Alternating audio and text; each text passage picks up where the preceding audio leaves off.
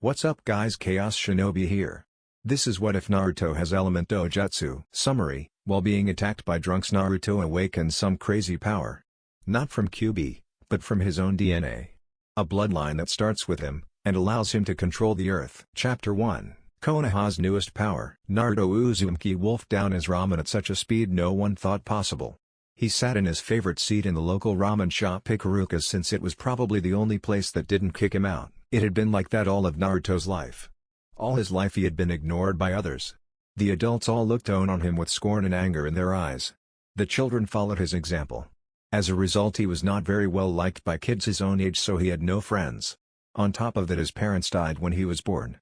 Naruto was completely alone in the world. The only ones he could call friends or family was Tsuchi Ikaruka, his daughter Ayame, and his favorite teacher at the academy, Iruka Umino. "Thanks for the ramen, old man," Naruto said with a big grin. "No problem, Naruto," Tsuchi said with smile, "and don't worry. The food's on the house tonight." Naruto smiled and said, "Thanks." With that, Naruto got up and left. The old man shook his head sadly. Ayame hung her head as she saw the boy walk away. Unfortunately, Naruto didn't live in a good part of town. He had been forced to live in a dingy apartment for the past few months since the orphanage had kicked him out recently. Said apartment was in the red light district where not very good people were. As Naruto made his way through the village, a few drunk civilians were coming out of a bar. "Little brat," the lead drunk said with a slur in his voice, walking down the street all proud and all. "Let's teach that little punk a lesson." Naruto was walking, keeping an eye out, when he heard the footsteps behind him. The boy started walking faster and the footsteps sped up too. Pretty soon the young blonde was running at top speed. The blonde turned a corner to try and lose them but wound up in an alley. "Alright, demon brat," the lead drunk said, "time for your punishment." Naruto stand grabbed and pretty much beaten hard. He yelled at them to stop, but they just wouldn't let up. After a few punches, the boy was thrown away and hit the ground hard. The boy groaned and whimpered as he rose up from the ground. "Looks like the little monster is still moving," the second-in-command drunk said. "Let's beat him down again." The drunks approached Naruto. What they didn't notice though was that Naruto's eyes had now changed. Instead of the cerulean blue, they were now a deep green and they flashed with color. The drunks were about to converge on the child when he yelled, "Leave me alone." As he yelled, a huge blast of wind shot up, forming a twister that knocked the drunks off their feet, out of the alley, and head fist into a shop across the street. Meanwhile, an old man sat watching the incident through a crystal ball on his desk. He was shocked to see the power Naruto had just shown. He had also seen how he had been attacked. He sat back in his chair and said, "Anbu." A trio of masked ninja appeared in front of him. "Bring Naruto Uzumaki here," the old man said. "I want to have a word with him." The Anbu all said in unison, "Hi Hokage-sama." Back with Naruto, the blonde was staring at the three now unconscious men. "What did I just do?" he asked, to no one in particular. At that moment a trio of Anbu appeared and quickly grabbed the boy before disappearing. They reappeared in the old man's office. As soon as they did, Naruto yelled, "Who? What? When? Where? How? Oh hi Gigi." The old man smiled. This was another person Naruto could call family. The old man had cared for Hai when he was really young. He also helped him when he needed it most. He was the closest thing the blonde had to a grandfather. "Naruto," the old man said, "I want to discuss the recent incident where you were attacked by the drunks in the alley." Naruto rose an eyebrow and said, "I'm not in trouble, am I?" The old man shook his head and answered, "No. I'm interested in it is all." Naruto looked one and said, "I don't know what that was. It's the first time it's ever happened." The old man rubbed his chin and said, "Naruto, do you know what a Kekai Genkai is?" The blonde shook his head and said, "No. The teachers at the academy always threw me out of class when we were discussing something important." The Hokage smacked himself in the forehead and said, "I can't believe this. A Kekai Genkai is a mutation of one's DNA. The result is a dramatic increase in power that can have limitations or drawbacks. I believe you may have just activated one." Naruto looked at the old man and said, "Cool." The Hokage looked at Naruto and said, "Naruto, I have to ask. What were you doing in that part of town anyway?" Naruto lowered his head and said, "The old lady in charge of the orphanage threw me out. She said something about demons being able to care for himself by now." The old man in front of him gripped the arms of his chair so tightly the arms almost cracked. "I see," the old man said. "Naruto, I have realized something. You need proper guidance if you are to use this new power. I don't think that any of the teachers at the academy will be able or willing to teach you if it means you getting stronger." Naruto hung his head as he heard this. "Therefore, I'm going to do it myself." The young boy looked up at the Hokage with bright eyes. "You mean, you'll train me, Jigi?" Naruto asked with sparkly eyes. The old man nodded. Yada. The blonde cheered and started doing a funny-looking happy dance. Naruto, the old man said with an amused smile. Naruto stopped his dance and blushed in embarrassment. If the Anbu in the room weren't so well trained, they would have busted out laughing at the sight of the boy dancing. So when do we start? Naruto asked excited. Tomorrow, the old man said. During training you will stay at my clan complex. Naruto smiled happily at the old man. This is how a legend started. The training Naruto was put through was pretty much torture. Since Naruto's chakra coils hadn't fully developed yet, Sarutobi, the old man, put him through strength and endurance training. The blonde had to run for miles with very heavy weights on his legs, arms, and chest. He also had to do multiple strike exercises. 300 punches with both arms, 300 kicks with each leg, 80 push-ups, 50 squats, and onward. When Naruto got used to one exercise, the number increased each time. Naruto also learned 3 fighting styles. The first was the Mikun Kobushi, Wild Fist. Instead of a set path like other styles, this one used irregular attacks and unorthodox methods to fight. What made it useful was that the basics were always the same while everything changed, because whatever the user learned could be incorporated into the style. The second was the hummingbird style, which utilized the hands and feet aiming at the weak parts of the body, such as certain points on the body that can lead to paralysis or the joints. The final style was the Asaki Kobushi, Crusher Fist. While most styles relied on the hands and feet, this style utilized the hands, feet, knees, and elbows to attack an enemy. All the styles were fast and brutal. When Naruto's chakra coils completely developed, things got underway. Sarutobi was surprised when he found that Naruto had very high reserves for someone so young. It also meant that he would have trouble with certain things. The high chakra reserves made it hard for him to perform genjutsu since they didn't need much chakra to perform. It also meant that he wouldn't be able to perform a normal clone. Instead, he taught Naruto the shadow clone, which required more chakra than normal. Thanks to Naruto's reserves, he could use more than a normal Jonin. While training, Naruto used chakra control exercises like tree walking, water walking, kunai balancing, and leaf spinning to improve his control, which helped him greatly in the field. While training, Naruto realized that he gained a shadow clone's memory when it was destroyed. With the help of his clones, Naruto could train all the harder and learn more much faster. This became a great help when training with his fighting styles and jutsu training. After 3 years of training, Naruto and Sarutobi began experimenting with his bloodline. Naruto found that he had control over all the elements used in jutsu. He was able to instantly use them as a defense or offense. He also found that by focusing the nature chakra of a certain element, he could drastically increase the power of a jutsu. He decided to call this bloodline the Butai Shisho Kekai Genkai, Elemental Master Bloodline Limit. The pair also found that Naruto's eyes changed color when he called on a certain element. Green for wind, brown for earth, red for fire, blue for water, and white for light. They also found that Naruto could use sub-elements. When he did, one eye was the color for one element and another color for another element. For example, if Naruto wanted to use lava, one eye was red and the other was brown. While training, Naruto matured. The intense training made the blonde finally realize that being a ninja was a serious thing. He couldn't be all loud and obnoxious when he was on the battlefield, otherwise he would get himself or his team killed. After a few years, he managed to break himself of that. During jutsu training, Naruto took a deep interest in hand signs and what they meant. Naruto studied the subject of them for a long time. Eventually, Naruto started experimenting. After a few months of experiments, the blonde, much to the shock and delight of the Hokage, started creating his own techniques. He even created special taijutsu moves that he could pull off with the help of his bloodline. Naruto got a chance to learn seals while training as well. He learned storage seals, suppression seals, lock seals, and much more. During this, Naruto took an interest in weapons. To help his student grow, Sarutobi took Naruto to a weapon store called the Iron Ninja. The store was covered from top to bottom with weapons.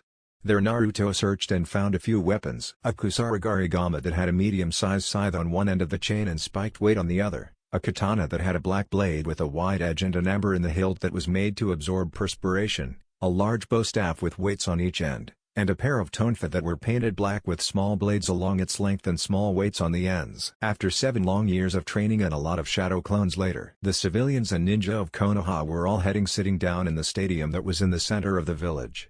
Most of them were wondering why they had been called to the stadium at this time. In the middle of the arena was Hayate Gecko, Mitogai, and Kakashi Hatake. After a few minutes and everyone had found their seats, Sarutobi got up and said, "People of Konoha. For the past few years I have kept a secret from you. For the past 7 years I have taken on a student. Surprised murmurs went up through the crowd. Today he will be tested to see if he is worthy of the rank of Jonin, the old Kage said. First will be Mido Guy in Taijutsu, Hayate Gecko in Kenjutsu, and Kakshi Hitake in Ninjutsu. At least they will as soon as he gets here. At that moment a pillar of flames shot up from the ground. The ninja gathered, including the recently graduated Jonin, stared in awe. The flames died down, revealing a figure around the age the new graduates. He was about 5'4" with spiky blonde hair. He wore a black jacket that had orange stripes running up the sleeves and forming an X on the back. Under the jacket he wore a black shirt, Anbu-styled pants, and blue sandals. They could see his face because over it he wore an Anbu-style mask modeled after a fox. He also had bandages wrapped around his wrists and hands and his ankles. With the new graduates a puppy whimpered. The owner of Sad Puppy looked down at his dog and said, "What is it, boy?" The dog barked something and the owner said, "Whoa." A guy in a gray coat with a high collar and sunglasses looked at the owner who wore a gray hoodie and had fan tattoos on his face and said, "What is it, Kiba?" Kiba looked at the boy and said, "This guy has some pretty impressive strength, Shino. It takes somebody pretty strong to make Hakamaru tremble." Back in the arena, Mido Guy, a guy with big eyebrows, a green jumpsuit, and round eyes stepped forward. "I shall test you first, my friend," Guy said. "Now let us see how bright your flames of youth burn." The figure didn't answer. He just got into a taijutsu stance that Guy didn't recognize. Guy got into his own stance. The resident taijutsu master charged at the newcomer with incredible speed. The man simply dodged to the left and threw out an arm. Due to his speed, Guy didn't stop in time and became the victim of a clothesline. Guy crashed to the ground and jumped up almost instantly. He swung his leg around in a sweeping kick that the figure jumped over. While jumping he threw out a kick that Guy caught. He brought up his other leg which Guy was able to catch. The blonde then shifted himself down and caught the ground with his hand, lifting his leg up carrying Guy. The blonde then spun around spinning Guy like a top and then threw him into the stadium wall. "Guy-sensei," came the voice of a boy in the stand who looked just like Guy, only smaller. Guy pried himself out of the wall. Guy got back into his stance and charged again. This time the blonde spun around to avoid the kick aimed at him. He threw out a fist that caught Guy in the back. Guy stumbled before turning around. The blonde was suddenly in front of him. The blonde then gave a quick punch to the stomach that made Guy double over. This was followed by an elbow to the face, a knee to the ribs, the boy's shin crashing into Guy's face sending him flying. Guy rolled across the ground before stopping in a handstand and flipping himself up. Guy spat out some blood. "Unless you get serious," the blonde said, "I just might really hurt you, bug eyes." Guy cracked his neck. He then reached into his pant legs and pulled out a pair of weights. He dropped them to the ground with a loud crash. The blonde cocked his head to the side. The blonde then formed a hand sign and said, "Release." He instantly felt lighter. Guy and the blonde vanished. After a few minutes the sound of crashing filled the air. Multiple cracks in the ground formed as the two incredibly fast ninja hit each other. After 5 minutes everything stopped. The blonde and Guy reappeared. The pair now had multiple bruises. Guy rubbed his sore wrist. The blonde shook his hands as if he had just hit something very hard. "Sandaime-sama, pant, must not have been lenient in your training," Guy said. His only answer was for the blonde to shake his head no. Guy smiled, flashing his bright teeth, and said, "This has been a valiant fight, my friend, but I must end this." Guy reached for the bandages wrapped around his arms. He slowly unwrapped them. The blonde vanished from sight. Guy suddenly doubled over as he felt his opponent's knee slam into his gut. The blonde brought up his opposite leg and sent Guy flying upward. The blonde's hands were then surrounded by miniature tornadoes. He slammed one foot into the ground, launching himself upwards. He went above the flying Guy and descended. As he fell he yelled out, "Crashing Hurricane." The masked boy unleashed a flurry of combos that hit Guy in the joints of his shoulders, arms, legs and ankles. The masked boy ended the fight by bringing up both arms and slamming them down onto the taijutsu specialist's chest as they hit the ground, forming a crater. The blonde stood up. The blonde rubbed his sore hands and said, "Brutality. Winner, Fox." Everyone stared in shock as Konoha's taijutsu specialist was just beaten into the ground. The medicares arrived and pulled Guy out of the ground and off to the medical ward. The mini-me of Guy ran off to join his sensei. Hayate coughed slightly before jumping up and jumping down from the fighter's box to join the blonde in the arena. The kenjutsu specialist drew his katana. The blonde undid the bandages on his arm, revealing 2 seals.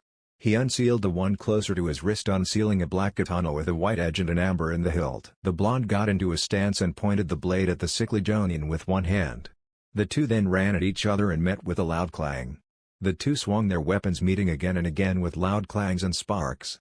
The two finally stopped and stood at a standoff. Guy was right, the sickly Jonin said with a smile. The Sundaime wasn't letting you off in training. The blonde just nodded in response. The two then broke apart. It continued like this for a while. Attack, parry, counterattack, dodge, attack. After a few minutes of this routine, Gecko then formed a pair of shadow clones. The three then charged at blonde. Crescent moon dance. The blonde braced himself for the oncoming attack. He simply held the blade parallel to his body and it met with a loud clang. There was a tense silence before Hayate's sword shattered like glass. The swordsman stepped back in shock and looked at his shattered sword and said, "How?" The blonde let out a low laugh and said, "This sword is capable of taking on earth chakra to harden. It just took a lot of it to harden it to that level. Now let me show you my favorite sword technique." The blonde then focused chakra into his sword, causing the blade to become covered in wind. Hayate braced himself just in time for the blonde to swing the sword and say, "Tornado slash." A twister shot was thrown from the blade. Hayate jumped out of the way of the oncoming attack, but the blonde spun slightly, causing the attack to pivot and strike the man in the arm. Hayate screamed in pain as his arm was shredded. He fell to the ground with a thud as his arm was completely covered in cuts. The blonde vanished and reappeared in front of Hayate with the sword pointed at his neck. "Brutality," the blonde said as he looked down at Hayate. "Winner, Fox." The crowd roared again. "What is this guy?" Kakashi thought, "I couldn't copy that sword technique or that Dojutsu style he used. It wasn't one style, it was more like he took more than one and put them together." Kakashi came down from the fighter's box and put away that little orange book he was reading and lifted up his headband, which was covering his right eye, to reveal a red eye with 3 comma-like mark in them. "So that's the Sharingan," the blonde said with a raised eyebrow behind his mask. "I thought it would be more impressive or threatening." Kakashi simply scoffed and said, "Just because it doesn't look deadly doesn't mean it isn't." Fox cracked his neck and then his knuckles. Kakashi blurred through hand signs and said, "Fire style, fireball jutsu." The two silver-haired men fired a large fireball at the blonde. The boy simply held out his hands and turned, diverting the flames. He spun around and set the flames flying right back at the man. Kakashi dodged to the right to avoid the flames aimed at his person. Naruto charged forward and drew back his arm, yelling out, "Hurricane shot." The blonde fired a powerful gust of wind that Kakashi took head-on. The silver-haired Jonin was knocked off his feet and into the stadium wall. "I couldn't copy that either," he thought as he pulled himself out of the wall. Kakashi then charged at the blonde, who got into another stance. The blonde dodged to the right and unleashed a quick shot to the man's shoulder, disabling it. Kakashi stumbled before spinning on his heel. The blonde then swung around, aiming his leg at the blonde's skull.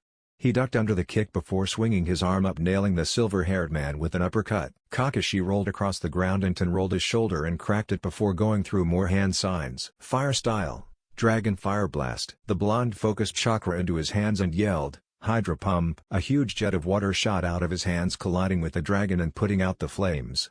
Steam rose into the air as the flame were put out. Kakashi stood up with his arms crossed.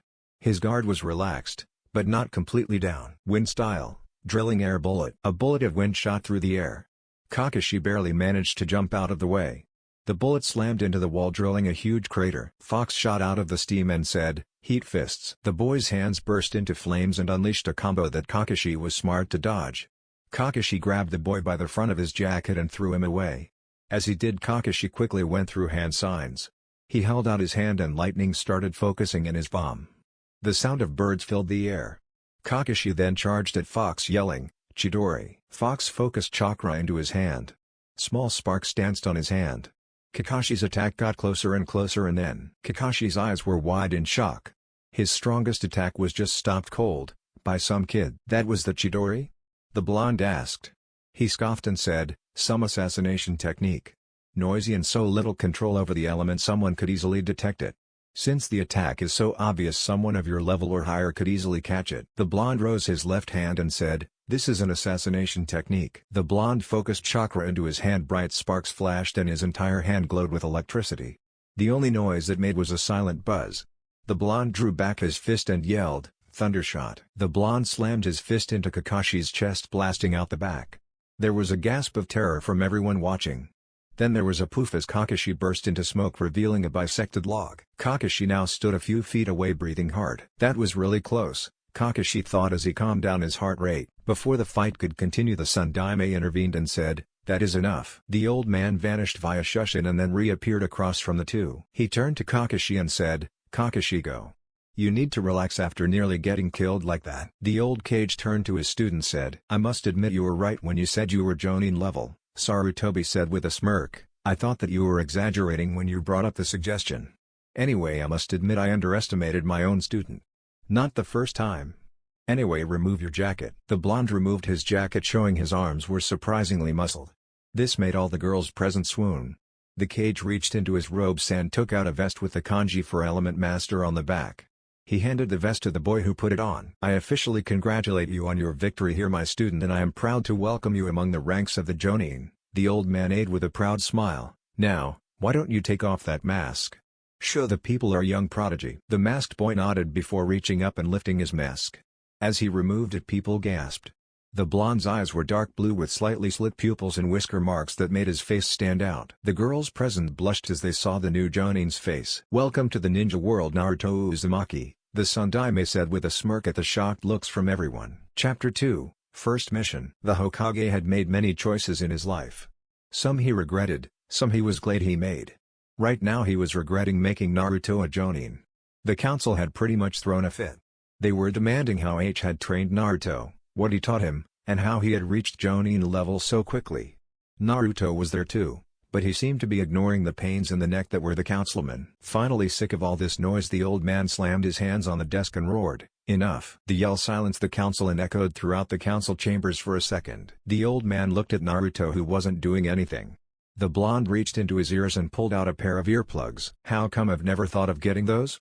the old man thought. "Hokage-sama," a fat councilman said, "I implore you to take back this boy's Jonin rank." Hiruzen looked at a councilman and said, "I think not. Naruto earned his rank and he will keep it. Come to think of it, why do you even think you can revoke it? This is a shinobi matter, not a civilian one." The fat man huffed before plopping back down in his seat. "I fail to see why you would even want to train the boy in the first place," a councilwoman said. The old man looked down at the woman and said, "The reason I trained him is because, why don't you show them?" Naruto smirked and rose up from his seat. The blonde quickly formed 4 clones. The original's eyes turned red, another green, another blue, another white, another brown. The original Naruto formed a large fireball in his hands. The one with green eyes formed a twister in his hands. The one with white eyes shot a bolt of lightning from his fingers at the wall. The one with blue eyes pulled water out of the air and whipped at a desk, slicing it in half. The one with brown eyes slammed his fist on the ground, causing spikes of earth to shoot up. The council stared in shock. An in particular was very shocked. He was Hiyashi Hyuga, the patriarch of the Hyuga clan. He had his Byakugan activated, and what he saw shocked him. There was no chakra in the elements in front of him. They were the elements themselves. "What's so special about that?"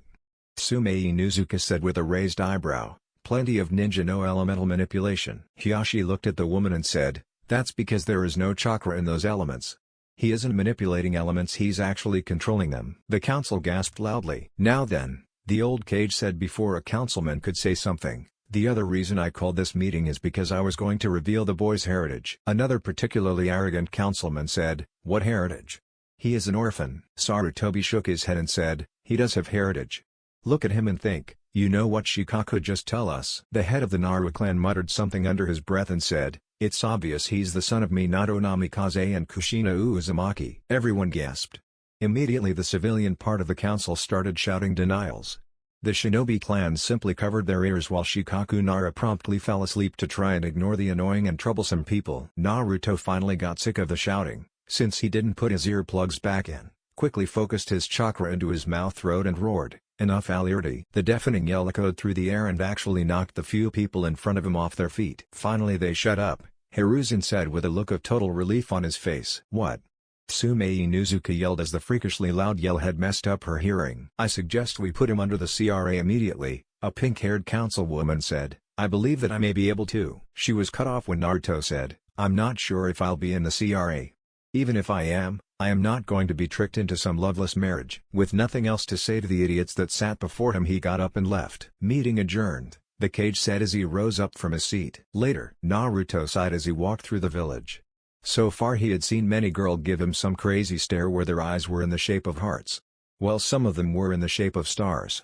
All the while he noticed some of the younger children were looking at him with looks of idolization. He was glad that he made an impression on kids, but he was still upset with the angry glare some of the parents gave him. Despite some minor annoyances, Naruto was happy to be a Jonin.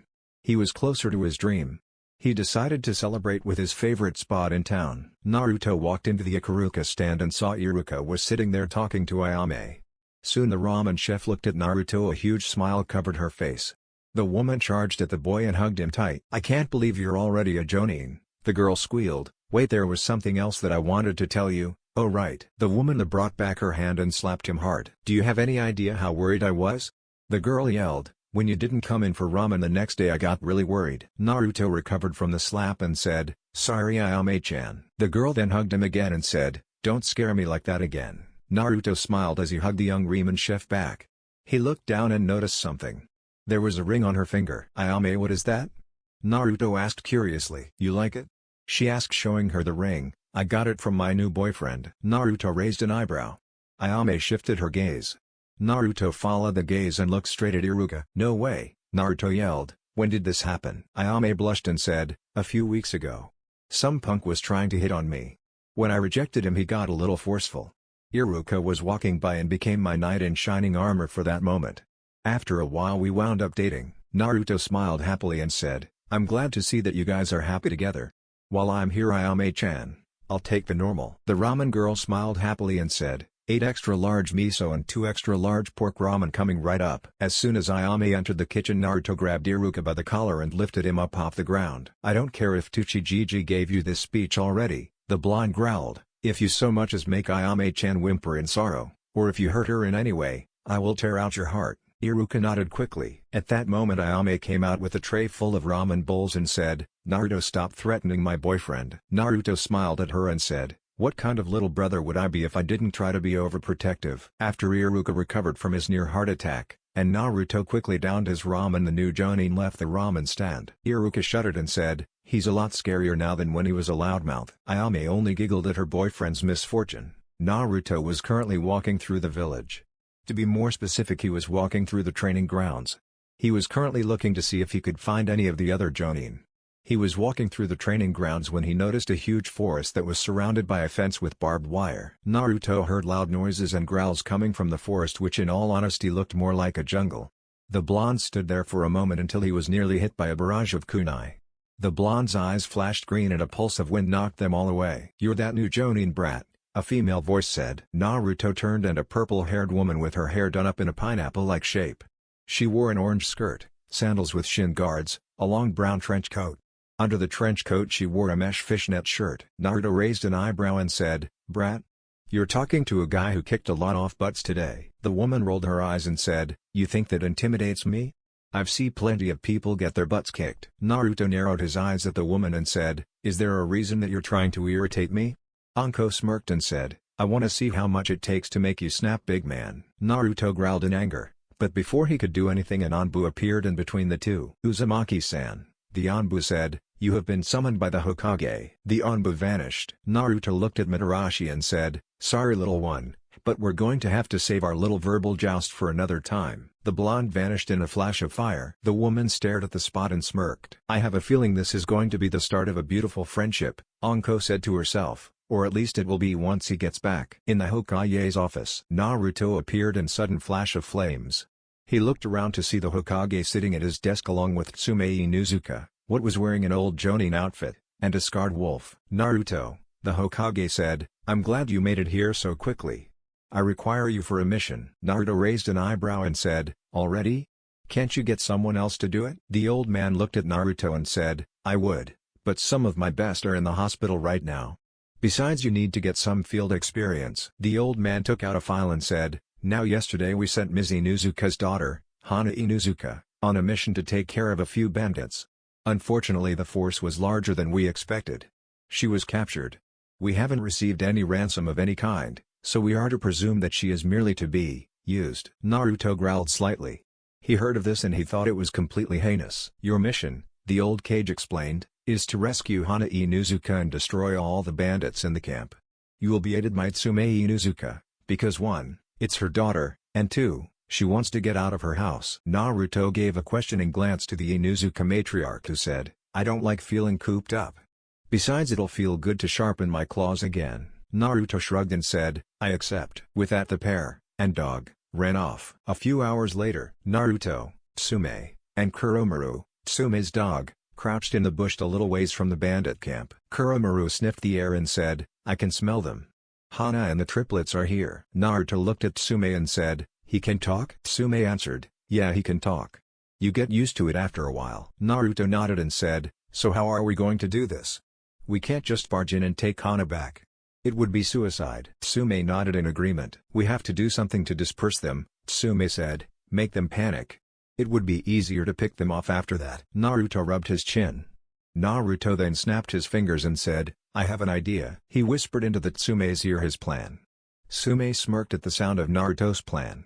Then again, it wouldn't be crazy if he wasn't the most unpredictable ninja in the village. Meanwhile, in one of the tents, Hana Inuzuka struggled against her bindings.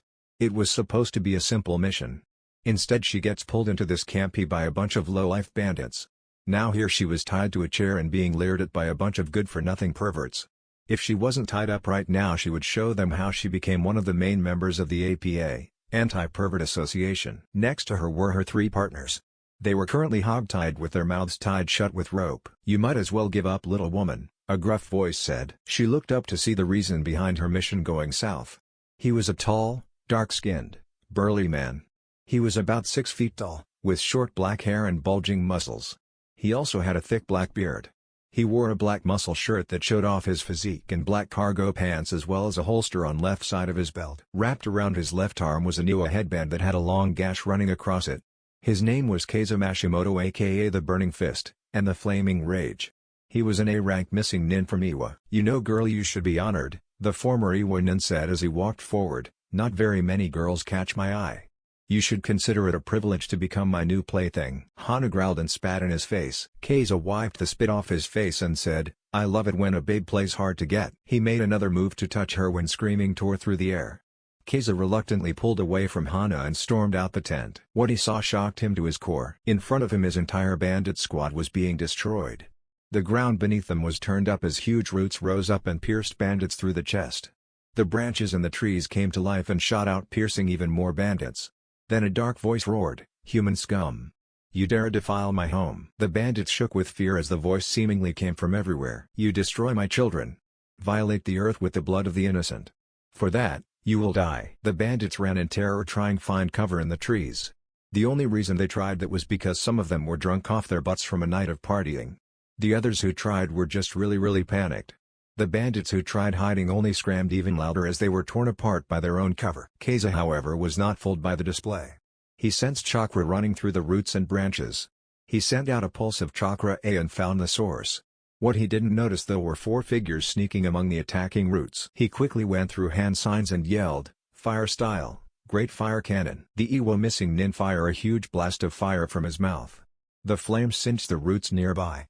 The flames shot forward. As they closed in, the flames illuminated the hiding Naruto, whose eyes were brown and blue. "Oh crud!" The blonde yelled as he saw the fireball. His eyes immediately changed red. The roots stopped moving and flames dispersed around Naruto. The sparks lit the trees with a small fire that was steadily growing. "So a little Konoha has come to save the little doggy girl," Keizo laughed. "I hate to tell you this, punk, but I'm not giving her up." Keizo's arrogant and smug mood instantly changed when Naruto's face was illuminated by the slowly spreading flames around him. His smug smirk was replaced with a look of absolute fear. He slowly backed away from the whiskered blonde. "The Ondaime," he said with terror obvious in his voice, "it's not possible. You're supposed to be dead." Naruto let out a dry chuckle and said, "Though I'm glad to see there is a resemblance between me and the fourth. I'm not him, I'm his son." Keizo instantly calmed down and said, "So, we just have a Yondaime wannabe, huh? This is so going to be easy." The missing nin charged, drawing back his arm. Naruto got into a hummingbird-style stance and prepared for combat. The missing nin threw a quick punch that Naruto was able to dodge quickly and took a shot at the man's shoulder. There was a loud crack as his shoulder was pierced by the chakra-enhanced strike. He growled in pain as he spun around and tried to kick the blonde away, who merely parried the blow with his elbow and unleashed a quick and powerful combo to the man's midsection. Naruto then delivered a vicious roundhouse kick to Keizo's head, knocking him off his feet. While the two fought, Tsume snuck out of the tent with her daughter and her 3 partners in tow. During the whole forest demon fiasco, Tsume snuck in with Kuromaru under the cover of the attacking roots. Luckily for her, when Keizo sent out a chakra pulse, she had hidden hers well enough to slide just under his radar. While Naruto was fighting Keizo, she freed her daughter and the dogs and was now getting the heck out of the way. Naruto saw the 2 Inuzuka get away. He smirked to himself before unleashing a brutal combo that broke Keisa's nose. The man jumped back and roared in a nasally voice, "Oh you little punk. I'll get you for that." Naruto cracked his neck and said, "I'd like to see you try." The man quickly went through hand signs. Naruto's eyes turned green quickly before he whipped out a kunai and threw it. The wind-enhanced tool cut through Keisa's shoulder. The man screamed in pain as his arm was sliced off. Naruto's eyes then turned wide and said, "This is a new jutsu I've been working on. I'd say now is a good time for a field test." Naruto's eyes flashed white as he blurred through hand signs. He looked at Tsume, Hana and the Ninken and said, "You might want to get out of the way." The serious tone he used made the group listen to him and run for it. Lightning formed around his hand. Naruto rose his hand as the electricity soon covered his entire arm. The blonde then roared, "Lightning style, ultimate technique, Thor's hammer." Author's note: I would like to thank Man of the Western Light for giving me the idea for this jutsu. Naruto slammed his fist into the ground. The result was an electric shockwave that spread out far and wide around him. Keisa, who was frozen in pain, didn't move an inch. The lightning wave hit him hard, making him scream in absolute agony. The Iwa missing nin was soon just a pile of burned flesh. The ground right beneath Naruto and some of the area around him was completely turned to glass. Naruto panted hard and said, "Fatality." Naruto surveyed the damage and said, "Nice effect. I still have to learn to deal with the chakra drain though." Nearby Hanatsume and their canine companions all had their jaws on the floor. Note to self: never get on that kid's bad side, Hana thought. Whoa, what a move, Tsume thought. Naruto then made his way back to the stun group. His eyes were still glowing slightly with white chakra and a few sparks of lightning were still flashing around him. Hana blushed and immediately thought, "No. Bad Hana. You already have a boyfriend." Tsume however was thinking, "Wow. What a man.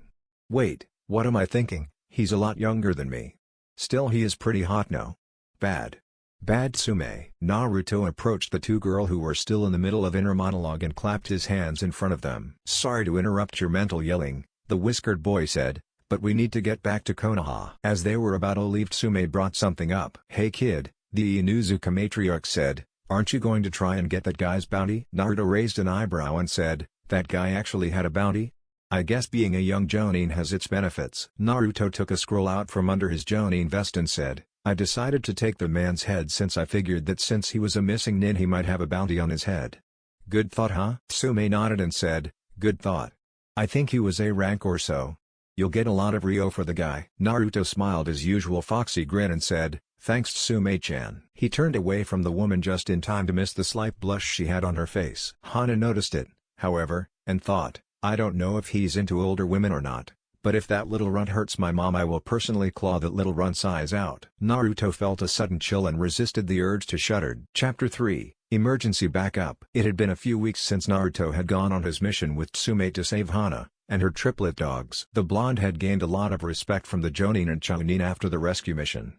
In fact, he gained the respect and the support of the entire clan, including Kiba, and it took a lot for that boy to give somebody respect. Naruto also became one of the youngest people put in the bingo book. His file went like this: Name: Naruto Uzumaki Namikaze. Alias: Element Master. Age: 13. Rank: Jonin. Affiliation: Konoha. Weapons: unknown. Abilities: able to focus elements without the use of chakra.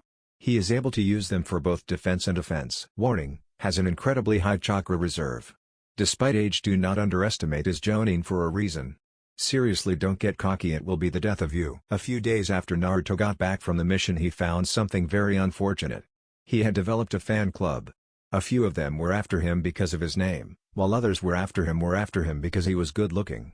Naruto gently rejected them both. He was also approached by many women from the civilian council so they could gain some political power and have his bloodline in their ranks.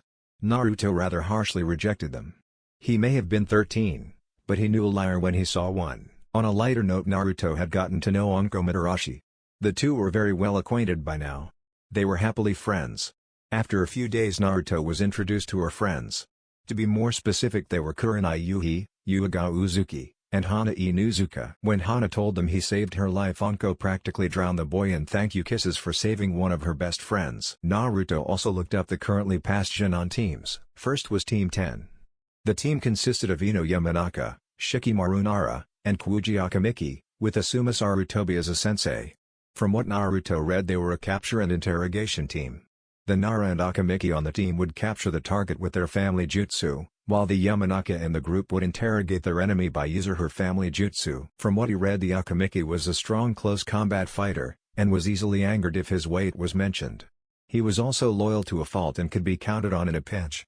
The Nara was a lazy boy who regularly took naps, spent his time staring at the clouds. The Yamanaka on the group was loud, bossy, and a fangirl. Fortunately, she seemed to be getting out of the phase more quickly than most. Team Guy, as it was called, consisted of Rock Lee, Tenten Higurashi, and Neji Hyuga with Might Guy as a sensei. The team was basically an assault squad. Lee was powerful in taijutsu since he had a medical condition that prevented him from molding chakra correctly. He made up for that in his speed and physical strength. Tenten was the team's long-range specialist, using a large variety of weapons. Unlike most girls, she wasn't a fangirl and actually took training seriously. The final member was Neji Hyuga. The boy was proficient in his juken fighting style. Sadly, he was stubborn and at times cruel, as he showed obvious disrespect for his fellow teammate Lee. Then there was Team 8, which consisted of Kiba Inuzuka, Shino Aburame, and Hinata Hyuga with Kurana Yuhi as a sensei. The team was mainly used for scouting. The Hyuga would use her Byakugan, while the Aburame could track with his bugs, and the Inuzuka could track with his sense of smell. Kiba was an excellent fighter and had great loyalty toward his team like any Inuzuka. Unfortunately, he was brash and rarely thought before he acted. The Aburame was stoic and mostly kept to himself, but he was dependable in a fight. Hinata was, basically, a wallflower. She was shy, timid, and not very brave. It wasn't that she was weak, she was just timid. The potential was there, she just needed to have her confidence boosted. Finally, there was Team 7, consisting of Sasuke Uchiha, Sakura Haruno, and Emi-san Izuki under Kakashi Hitake. Now the team was supposed to be a frontal assault squad, with the Uchiha using his Dojutsu, the Sharingan, and the two girls providing backup. Sadly, this was the worst team out there so far. The Uchiha had a blatant disregard for teamwork. He was obviously unstable after the murder of his clan years ago. He was Rookie of the Year only because of his need to show off. What made things worse was that the two girls on his team were fangirls. They fawned over Sasuke and did nothing to get better. In other words, the team was massacre waiting to happen. The only reason they passed was because the council was paranoid about the Uchiha being content, and the fangirls' parents were on the civilian council. In other words, Kakashi was forced to pass them. There was no way that this was going to backfire on them. At the moment, Naruto stood in the training grounds in the Sarutobi clan home. Across from him, bent over and panting in exhaustion, was Konoha Sarutobi, the Hokage's grandson. "Come on, Kono," Naruto said, "don't tell me you're tired from just a few exercises already?" Konohamaru turned to Naruto and yelled, "I'm not done yet, boss." The boy whipped out a kunai before running over to a tree and running up the side. He got a few steps when he slashed a mark and fell backwards exhausted. Naruto had taken it upon himself to train Konohamaru instead of him going through the academy. It kept him busy and he saw it as a thank you to the old man for training him when he was younger. Besides, he was a vast improvement over the other guy, Ebisu.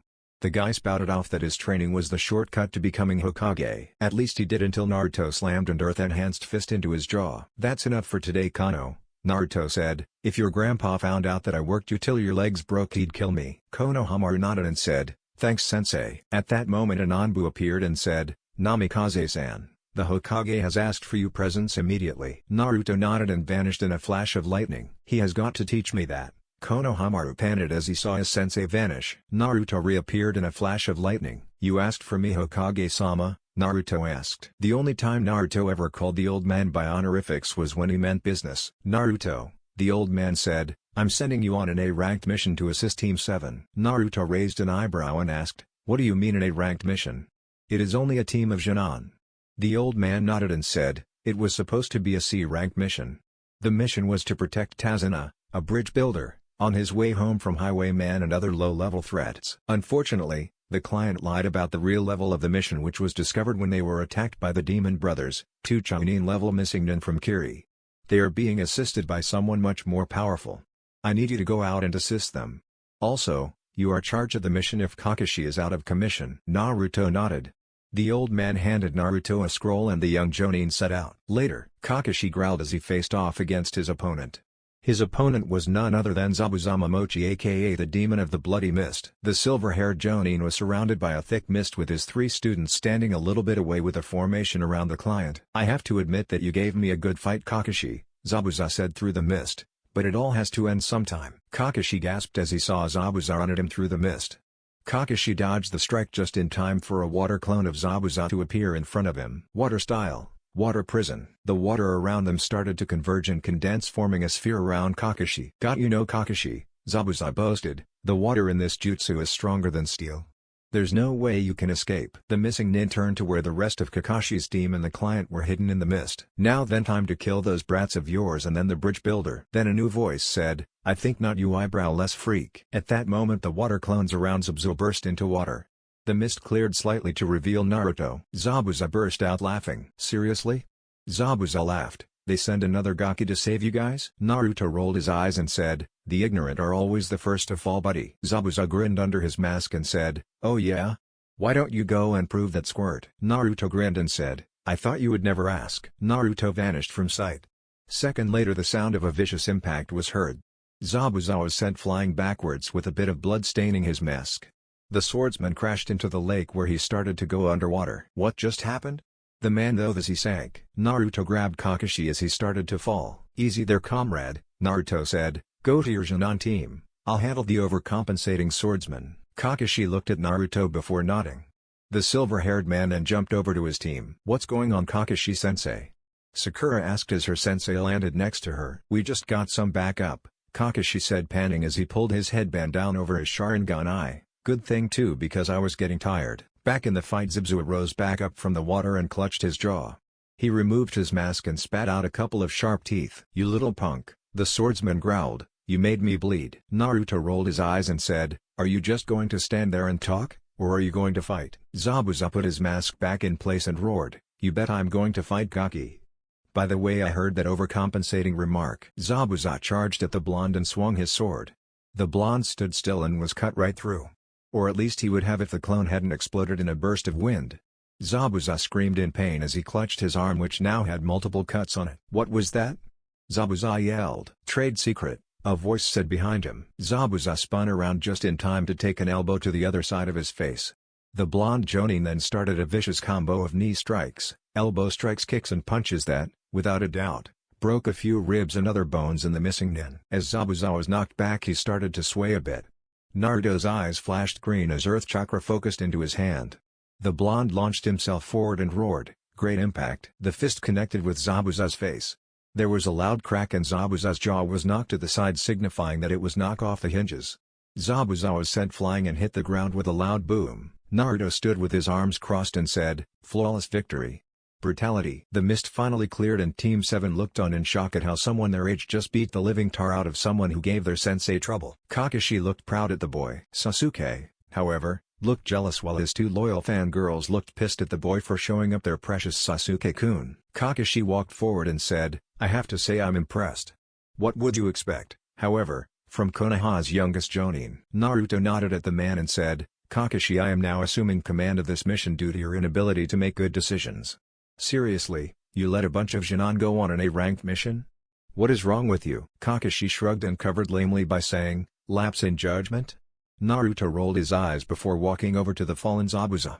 He removed his sword, any ninja tools he had on him, and then tied him up in ninja wire. This guy's coming with us, Naruto said, picking the man up with ease. He should be able to tell us more about his employer. Naruto handed the sword to Kakashi and asked, you can carry this, right? The silver-haired man nodded. Naruto turned to Tezuna and asked, how far are we from your home? The bridge builder answered, not far. We should be able to make it in a half an hour or so. Naruto nodded before they started making their way to the bridge builder's home. As they walked, Sasuke was glaring at the back of Naruto's head. In the trees, a figure in a hunter nin outfit and a mask landed in a tree. The figure cursed itself at its poor timing and jumped back through the trees. Unknown to the figure, Kakashi and Naruto had sensed them. After about an hour of walking, the group arrived at Tezuna's house. Tsunami!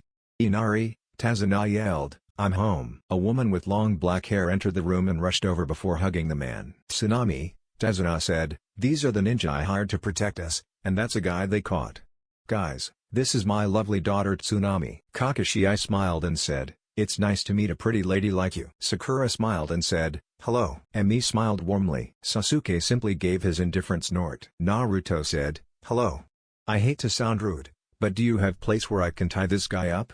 Tsunami thought for a second and answered, we have a cellar. Naruto nodded and said, thank you. With that, Naruto went in the direction of the cellar to put away their captive. Now then, Tsunami said, I'm going to go start dinner.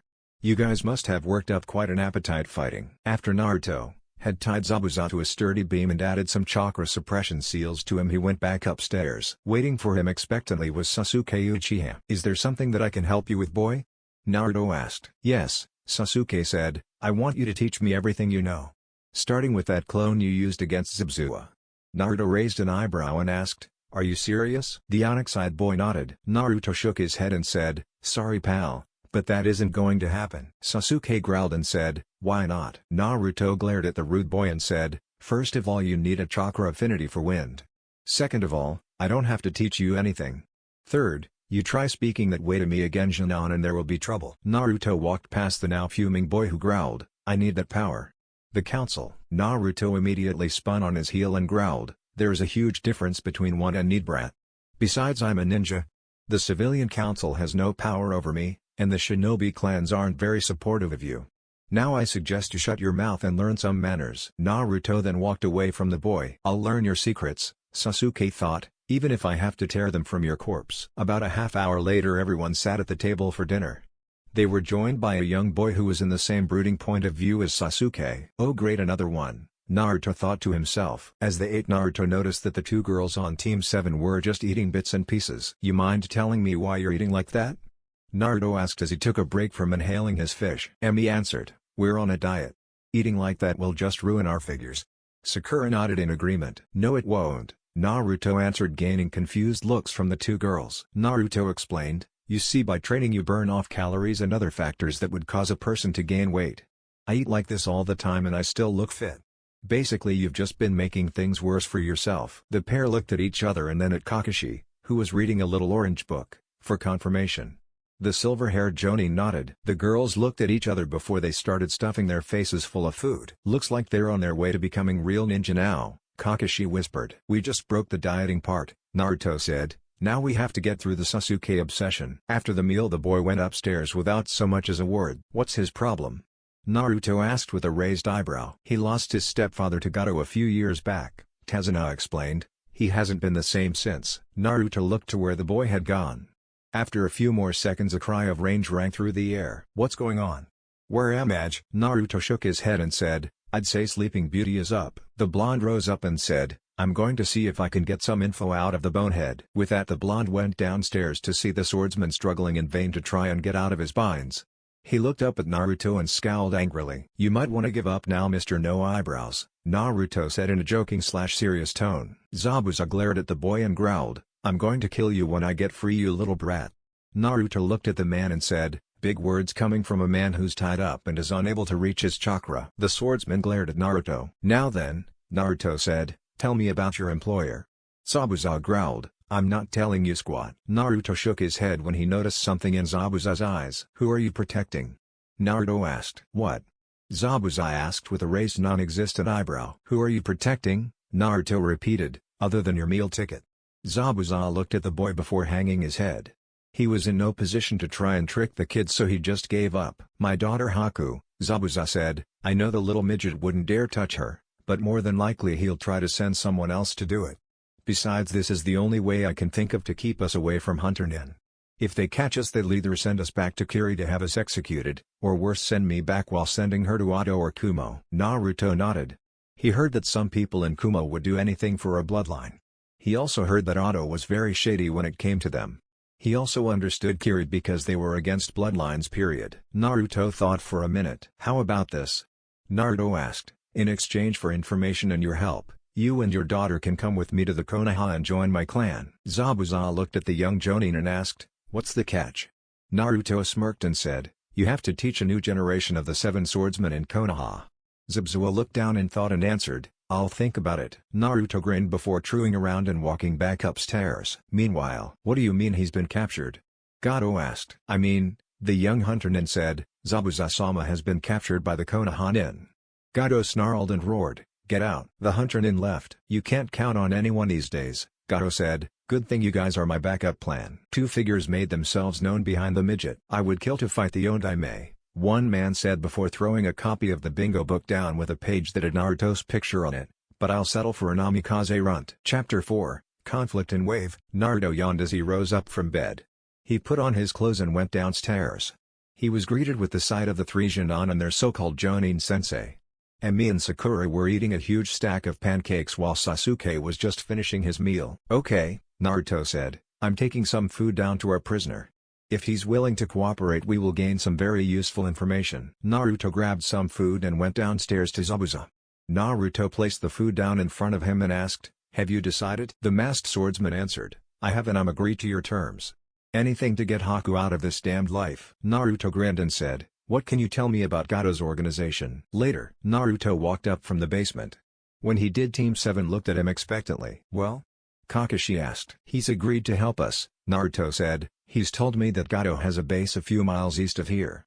Gado has a large army of mercenaries that are at his beck and call, so getting through to the man isn't going to be easy." Sasuke smirked and said, "So what? They're just a bunch of mercenaries. We're ninja.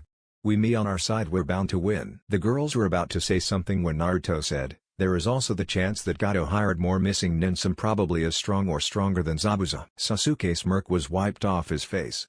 The two kunoichi looked nervous now. "Now then," Naruto said, "according to Zabuza it will take him a week to get back to fighting strength. In that time I am going to train your butts off.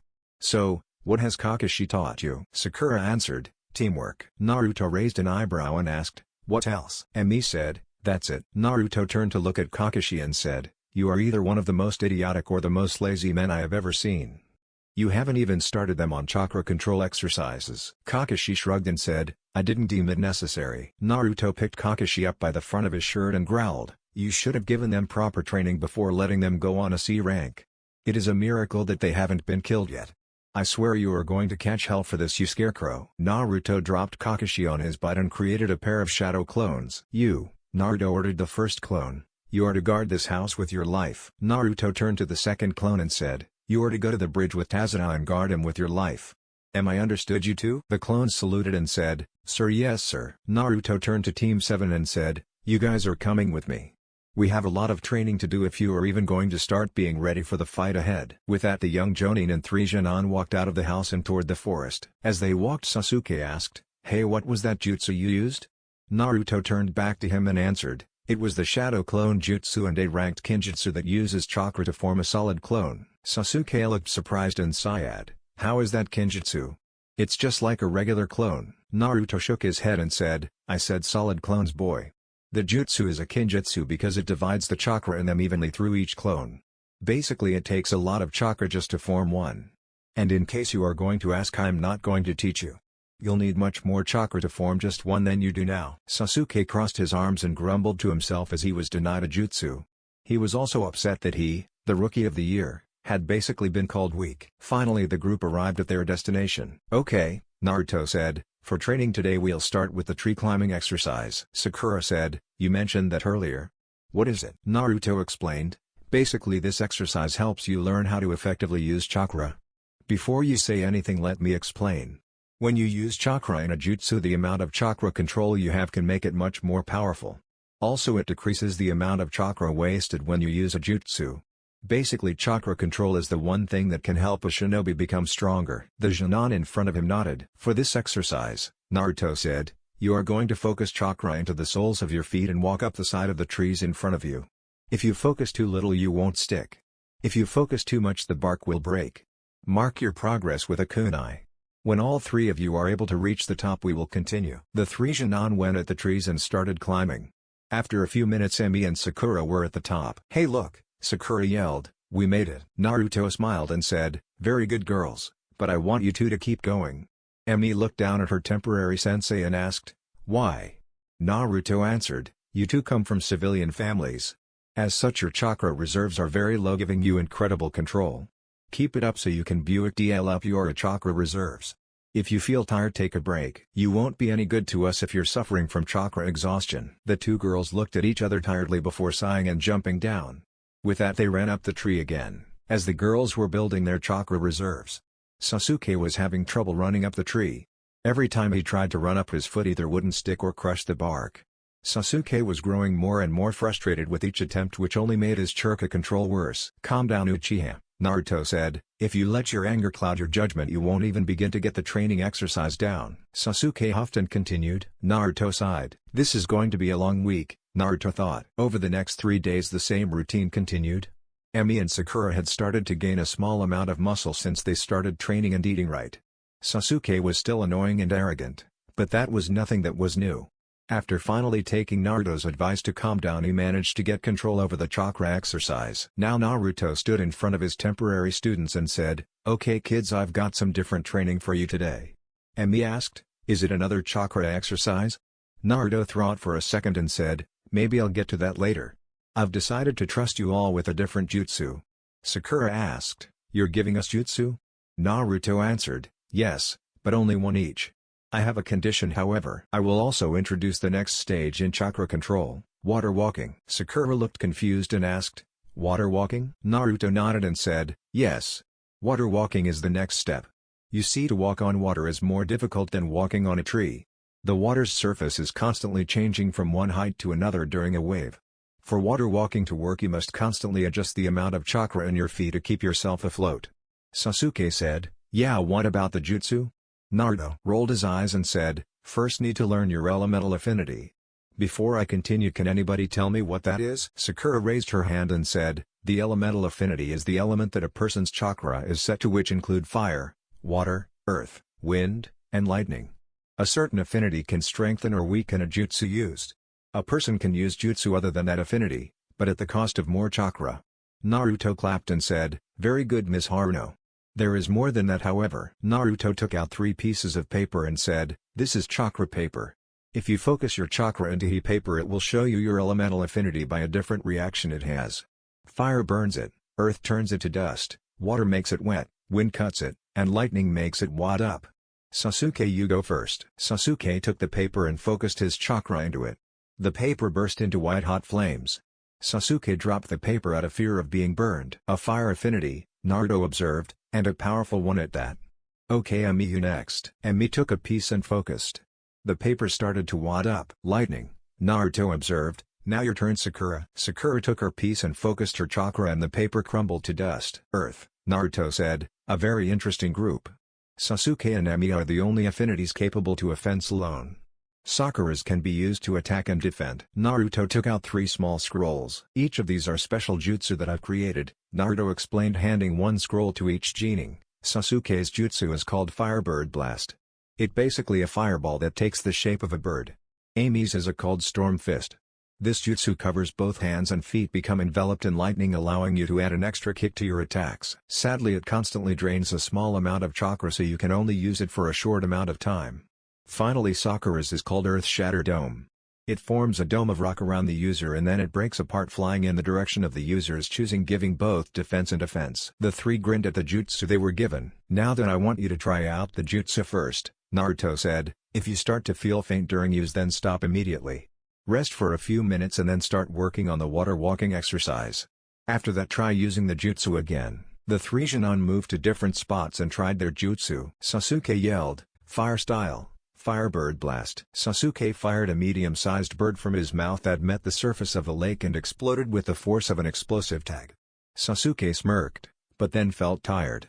He wobbled a little bit and fell to one knee. "If I want to fully use this jutsu," Sasuke thought, "I have to gain more chakra." Emi went through hand signs and said, "Lightning style, Storm Fist." Lightning sparked around her hands and feet for a few seconds. She smiled happily, but then started to feel the effects on herself. She immediately cancelled the jutsu and fell to her knee panting. She may have upped her chakra reserves and control, but it wasn't enough. Sakura went through her hand signs and said, "Earth style, Earth Shatter Dome." A dome of earth rose up around her and then quickly shot off in different directions. Sakura panted at the exertion and rose up. The training continued like for the next few days. The young genin would continue to water walk and in certain cases fall through the water and come up sputtering. To say the least, it was funny for a while.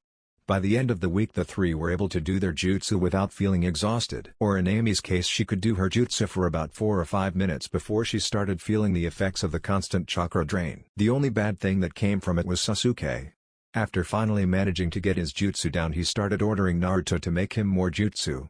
When that didn't work, he demanded the notes on how to make a jutsu. That didn't get him anywhere either. At the end of the week, Kakashi and Zabuza were up and ready. In the basement of Tazana's house, Naruto stood holding a large Zanbato, or to be precise, Kubikiri Hacho. "Now then," Naruto said, "I'm trusting you.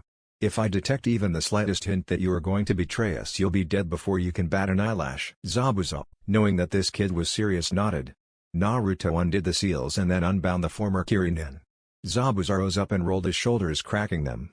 Naruto was on guard. Zabuza held out his hand. Naruto gave the man his sword, who then proceeded to put it on his back. "Now then," Zabuza said, "I managed to learn that Gato's mansion is a few miles from the town. We can get there in about an hour's walk if those little shrimps of yours are up for the challenge." Naruto chuckled and said, "Those shrimps are stronger than they seem." Naruto got upstairs to see Kakashi and his team were ready to go. "Okay guys," Naruto said, "let's go. The sooner we get through with this mission, the sooner the kids get to go home and brag." With that in mind, the 6 ninja left the house and headed for Gato's mansion. After an hour of running, the ninja arrived at Gato's mansion. It was a huge, very expensive-looking place with a large wall and a few mercenary guards around the place. Multiple fires around the place revealed that there were a bunch of camps for the bandits and mercenaries that Gato had hired to help protect his cowardly little hide. Naruto observed the scene and said, "Okay, I got an idea. I'll make a clone and send it down to one of the camps. I'll go down to another and cause a diversion. In the pandemonium, you guys go in and get Gato. Radio me if you run into trouble. Is that understood?" The group nodded. Naruto formed a shadow clone that went down to the other side of the mansion where the bandit camps were located. "He does know how to command, doesn't he?" Zabuza said. The group nodded. The 2 Narutos arrived down at the camps and prepared to strike. The original Naruto's eyes flashed red while the clone's eyes flashed brown. "I would like to thank Berry for the following jutsu: Real Naruto, Fire Style, Scorch Firebird. Naruto Clone, Earth Style, Guy Quake." The original Naruto burst into flames and flew up, forming a massive bird that screeched, freaking out a lot of bandits. The bird then swooped downward, obliterating the camps in front of it and turning all that were in them to ash. The Naruto clone brought up both hands and slammed them onto the ground, causing a huge quake. The ground beneath him rumbled and then broke. The ground shattered beneath the bandit camp and they all fell screaming into the dark abyss below. The Naruto clone dispersed and Naruto smirked at the destruction in front of him. The other ninja felt their jaws hit the floor. That was the most incredible display of power that they had ever seen. Sasuke was making a mental note to copy his jutsu once he got his Sharingan. Back in the camp, Naruto looked to the right to see a bandit who was looking up at him in terror. He managed to avoid the blast as he was on the edge of one of the closest camps. "The Ondaime," he muttered in fear. "It's impossible, you're dead." Naruto answered in a serious tone, "I got better." The young Jonin then took out a kunai and slammed it into the man's head. Meanwhile, the other ninja had run into Gato's main house.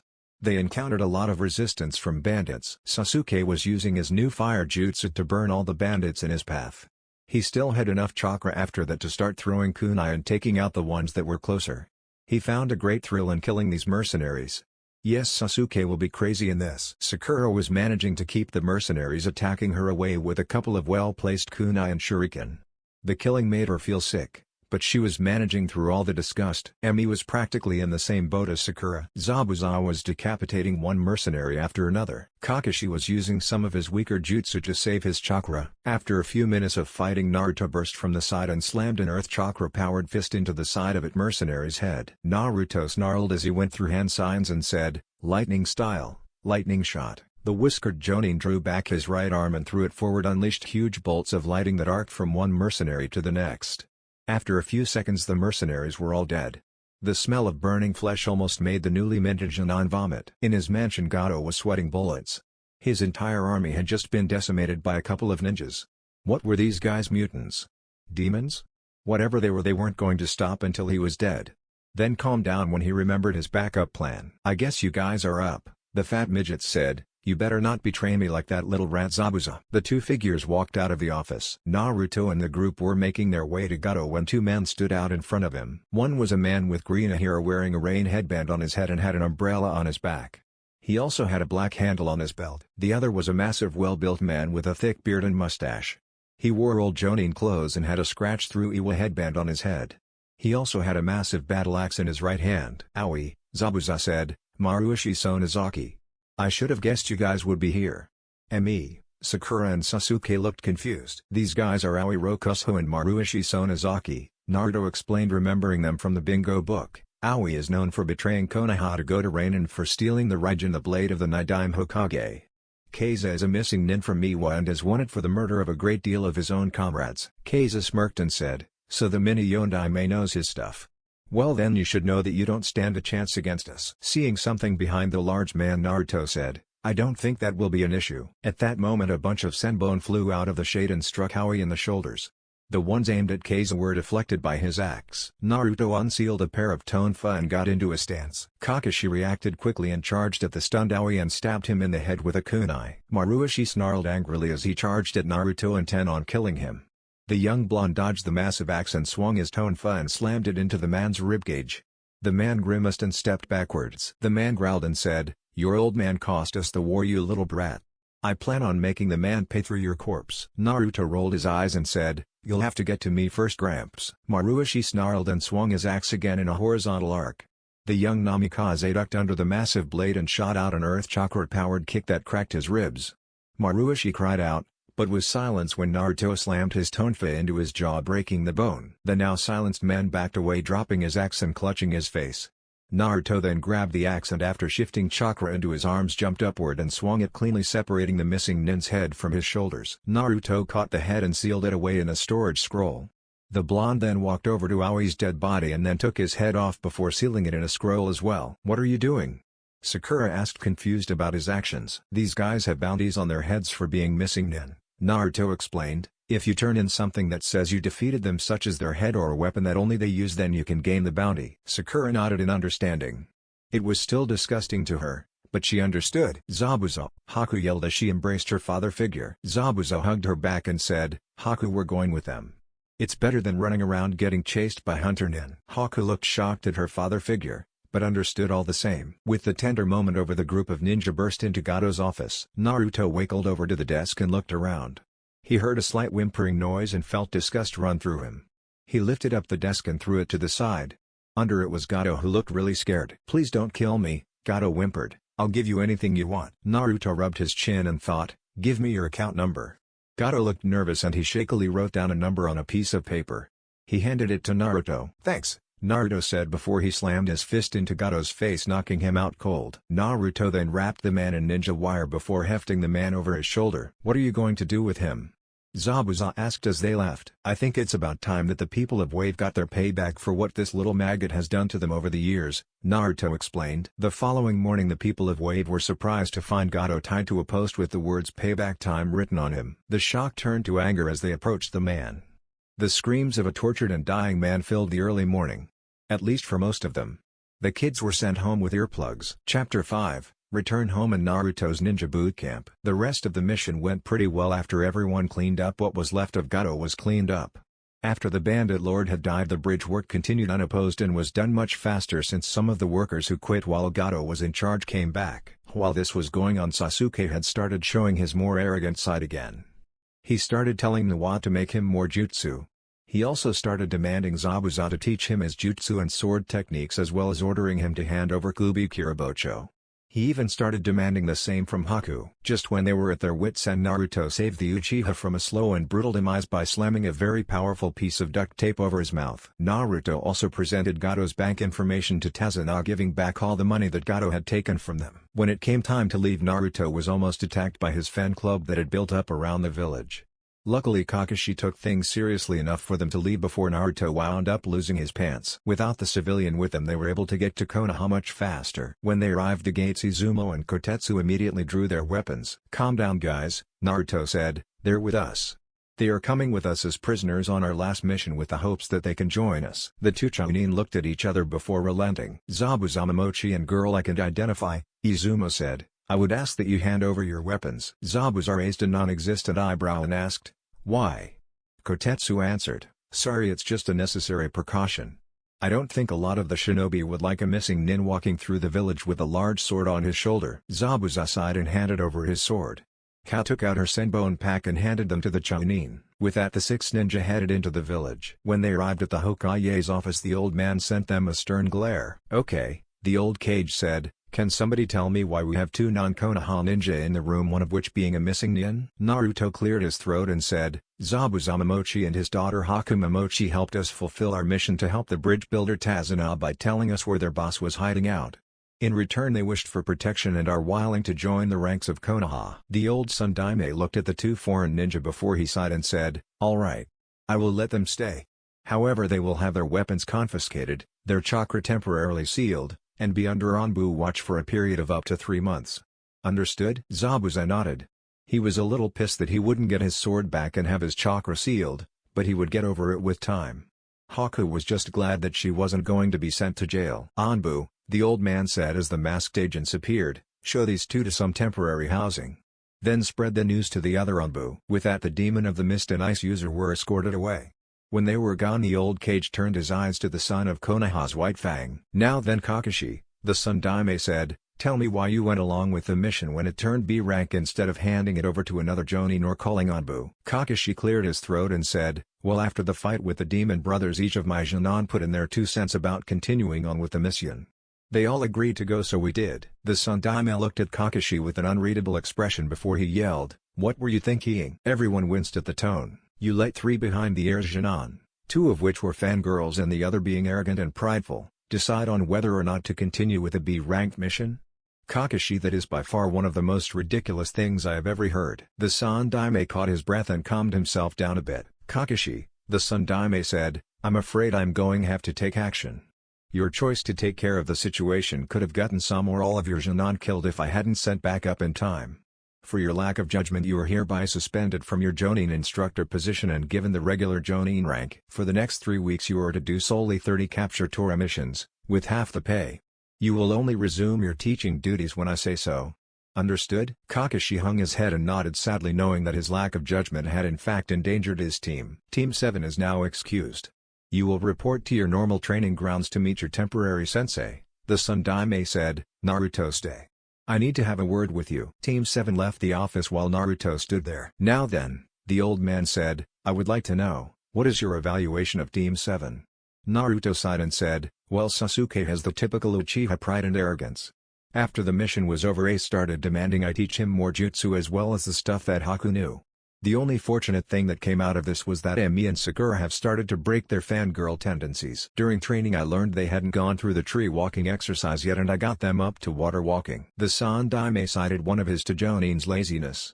He was starting to wonder if the boy had been born of a Nara instead of a Hatake. Naruto, the old Kage said, I have a proposition for you. The next day, Emi, Sakura and Sasuke were approaching Training Ground 7.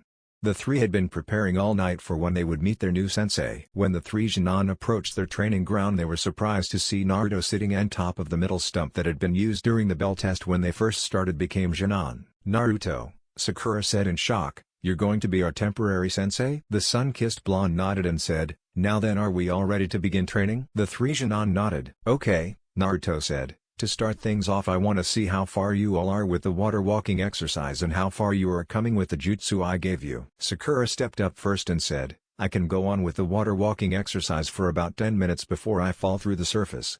And I'm able to perform my earth jutsu without feeling as drained as I normally do, but I still eats up a lot. Emi stepped up and said, I can go for about 8 minutes on the water before I break through, and I can got at least 10 minutes with my new jutsu. Sasuke said, I'm able to use my new jutsu as well as the Phoenix Flow jutsu before I start to feel the effects of chakra drain. Naruto was writing this all down on a notepad and said, I have to say I'm impressed with how far you've come with the right training. However, higher level ninja can use jutsu like Emi for about a half hour or longer. Sakura walked up to Naruto and said, Naruto-sensei?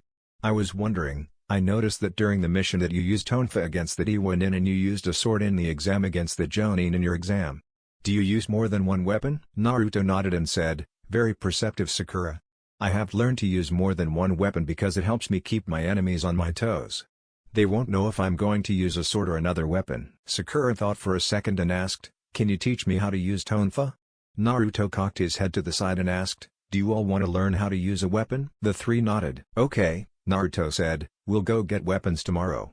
For now we work on chakra reserves and something else to work on. Naruto took out 3 pairs of scrolls. Sakura, Naruto said, do you know what elemental manipulation is? Sakura nodded and said, yeah. Elemental manipulation is the controlling of an element o chakra control. Naruto nodded and said, yes. Now a different chakra has a different effect on the air around it. Fire chakra burns whatever it touches. Lightning chakra is able to pierce a target. Wind chakra is able to cut through whatever it touches. Earth is able to smash whatever it strikes to pieces. Water chakra is usually able to apply incredible pressure to a target. These scrolls have fire, earth, and lighting chakra training exercises. You are to do these all day until the sun goes down. When your chakra levels are low, rest until you feel them return to normal. If you get hungry, take a lunch break, but only for an hour. If I find out any of you have slacked off, you are going to be running laps until your ankles break. Understood?" The tone that the blonde used made absolutely no room for argument. They all nodded in understanding. "Now get to work," Naruto said. "I have some business to attend to." With that, Naruto left his temporary team to their own devices. Sakura's training exercises were basically just focusing chakra into her body parts and unleashing them at the right moments to shatter a target. This was pretty difficult even with her chakra control. She wound up with a lot of bloody knuckles. By lunch, however, she was able to put a crack in the wooden post that was her target. By the time she was ready to leave, she could form at least 3 cracks in the wood. Amy's training exercises were focusing her chakra into her fingers and piercing a target. It started off rough since she couldn't focus it right. By lunch she could at least form some small finger-shaped dents in the wood. It wasn't enough to pierce through the skin deep enough to puncture an organ, however. She also had to focus chakra into her hands to keep the lighting chakra from cooking her skin. Sasuke's training exercises included focusing chakra into his hands and feet and turning an object he was touching into ash. It started with grass and leaves and I would eventually go into melting metals. He also had to focus protective chakra into his hands and feet to keep them from burning. Luckily for him, he was only focusing enough chakra to give him a first-degree burn. After a lot of failed attempts, some chakra regaining breaks, and some injured hands, the 3 left the training ground for lunch. The 3 found themselves sharing a meal at the Akameki barbecue joint because it had good food and it was all you can eat. Which was a good thing because they were starving. The 3 were in the middle of eating Ino, Kuji, Shikimaru, and Asuma. "Hey forehead," Ino Yamanaka said. "Bird woman, Sasuke-kun. What are you doing here?" Sakura gulped down some of her food before saying, "Lunch break from training. Our sensei, if a slave driver of a man." Asuma, Team 10's sensei, raised an eyebrow and asked, "Kakashi? The man if a minimalist?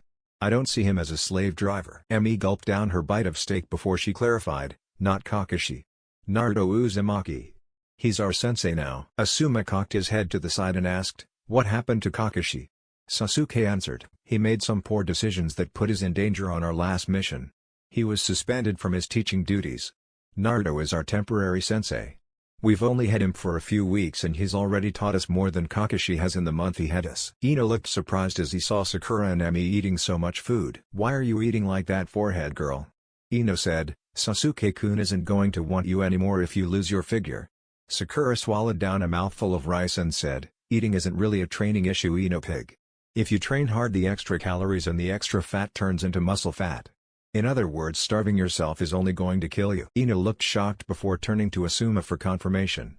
The bearded Sarutobi nodded. The 3 finished and paid for their meal. After that, the 3 went back to their training grounds. As soon as the 3 got back, they split up and started training again. As the sun started to set, they got up and started to head home to rest for tomorrow. As soon as they left, the 2 rocks and a tree burst into smoke, revealing 3 Narutos.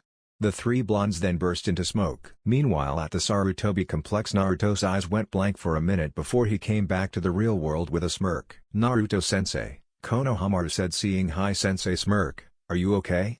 Naruto answered, "Yeah. Just had a very happy thought." The next day, Team 7 approached their training ground. As soon as they did, they saw Naruto waiting for them. They were actually happy to see that their sensei was on time. "Okay," Naruto said. "Like I said yesterday, we will be looking for weapons. While we are there, we are going to search. I don't want you to pick what looks like it would be effective. I want you to pick what feels right. Am I understood?" The 3 nodded. "Good." The 4 then went off. Naruto led the 3 Jonin to a shop with the name Higurashi Weapons on it.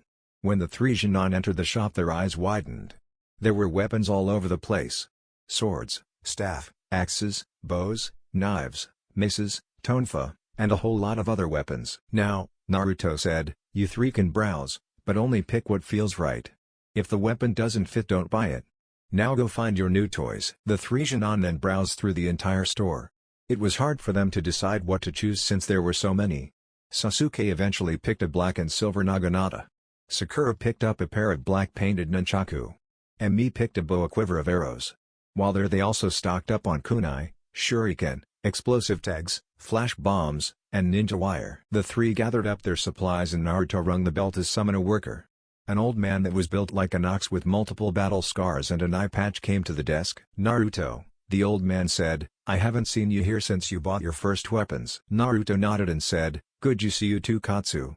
Now then, I'll be taking these. The man grinned as he rung up the price. Anything else? The man asked. Naruto rubbed his chin in thought and said, yeah. I'll take a book on making poisons and medical creams from available plants, a book on medical jutsu, a scroll with katas for these weapons, and a book on trap making. The man grabbed the stuff asked for and handed them to Naruto. The blonde namikaze paid for the items and then they left for the training ground. Okay then, Naruto said as he facing his temporary students, from now until lunch you will train in chakra control and elemental control. After lunch you will study the katas for the weapons you picked out. Sakura, I want you to train in medical jutsu and poisons and medicine. Emi, you are to practice in trap making. Sasuke growled, why do they get extra training when I do not? Naruto glared at Sasuke and said, we need to diversify the team. We need a teammate with medical training. She can heal her allies if they are injured. For Emi, she can help trap and bind an enemy for those capture missions. You, Sasuke, will be the team's heavy hitter. When Emi has trapped the target, you will be the one to wipe him/her out. You can also defend Sakura while she's healing Emi or another ally. Sasuke nodded in understanding. It continued like this for the next few weeks. Naruto would train the three into the ground-pounding skills into their skulls piece by piece. Their chakra reserves eventually came up to about Jonin level. They also became proficient in their weapons and jutsu. In the present day, Naruto stood in front of the new Team 7. Some time ago the team decided to get some new clothes. Sakura now wore a red shirt with a white tiger on the back and a pair of fingerless gloves on her hands. She also wore a pair of black shorts with pockets that held poisons on the left and medical creams on the right. She always made sure to make sure they were in the right pocket too. She also had on a pair of black sandals. On her waist she had a pair of sheaths made for her nunchaku. Emi had on a black shirt with a fire symbol in red on the back. She also had on a pair of dark gray pants, and dark blue also had on a pair of gloves with special points on the nails that helped her focus her lightning chakra. On her back was her bow and a quiver full of arrows. Sasuke was basically wearing all black with special fireproof gloves and bandages on his hands and legs. He also had the Uchiha symbol moved to his shirt sleeve. Sasuke had his naginata mounted on his back. I'm glad to see you all improved so quickly over a few weeks, Naruto said. I'm proud to have called you my students at the time. Naruto looked at the proud looks of his students and the slightly smug look on Sasuke's face. Now, Naruto said, before we start training today, I intend to make a new jutsu for each of you. Sasuke smirked and said, what are they? Naruto looked at the Uchiha and said, I don't know yet. This time you're going to tell me what you want. Naruto took out a pad and a pencil. You'll be first, Sasuke, Naruto said. Would you prefer a ninjutsu, kenjutsu, taijutsu or genjutsu? Sasuke thought for a second and said, ninjutsu. Naruto asked, would you like it to hit one or multiple targets? Sasuke answered, multiple targets. Naruto jotted down a few notes. What would you like the range to be? Sasuke actually put thought into this and answered, mid to long range. Naruto then asked, do you want it to take an animal form? Sasuke thought for a second and answered, no. Naruto wrote that down and asked, do you want to be a single blast like the Grand Fireball Jutsu or multiple like the Phoenix Flower Jutsu? Sasuke immediately answered, multiple blasts. Naruto wrote down the notes and motioned for Sakura. I'd like ninjutsu that is close to mid-range, single blast, single shot, and no animal form. I'd like it to be a follow-up technique to my Earth Shatter Dome, Sakura said. Nawat turned to Emi who said, I'll take an ninjutsu, multiple blast, no animal form. Question though. Can I have mine be able to switch between one target and multiple targets? Naruto scratched his chin in thought thinking about that request. I think I can manage that, Naruto said. You guys train. I'll come by later with your jutsu. The three Jonin left and got to training for the day. After about an hour of training, a cry of, Eureka! The three were shaken from their training by the cry. The three ninja turned to see Naruto running through the training ground and landed in front of them. What was that all about, Naruto-sensei? Sakura asked with a slightly annoyed look. I had some trouble going through the jutsu that Emi requested and I finally managed to figure it out, Naruto explained. Let me show you, Naruto said. The man quickly went through hand signs. Lightning style, feathers of the Thunderbird. Electricity focused in his hands. He pushed on hand out sending lightning in the shapes of feathers. The projectiles pierced the tree and went right through. He then swung his arm in a horizontal arc sending them outward in an arc piercing and going through the ground and a few trees. Emi sat back in awe. Naruto handed her a piece of paper that had the mechanics behind the jutsu. This is yours, Sakura, Naruto said as he went through more hand signs. Earth style, stone spears assault. Naruto slammed his fist onto the ground and a few large rocks came up from the ground. The rocks sharpened and flew at a tree, smashing it to pieces. "Whoa," Sakura said in shock. Naruto looked at the pink head and said, "Consider that a follow-up to your Earth Shatter Dome technique. It'll use the already unearthed rocks and save you a bit of chakra while extra chakra is used. Bring the rocks out." Naruto handed the notes on the jutsu to her. Naruto finally turned to Sasuke and said, "Here's your jutsu, little Uchiha." Sasuke scowled at the nickname while Naruto went through one final set of hand signs. Fire style. Burning Archer. Naruto fired half a dozen flaming arrows from his mouth. The projectiles pierced the ground and rocks, setting fire to the grass and wood and destroying a tree. Sasuke smirked as he took the paper with jutsu notes from his temporary sensei. "Now then," Naruto said, "practice with these. I'll be taking care of my own training." Sakura looked confused and said, "You're already a Jonin. Why do you keep training?"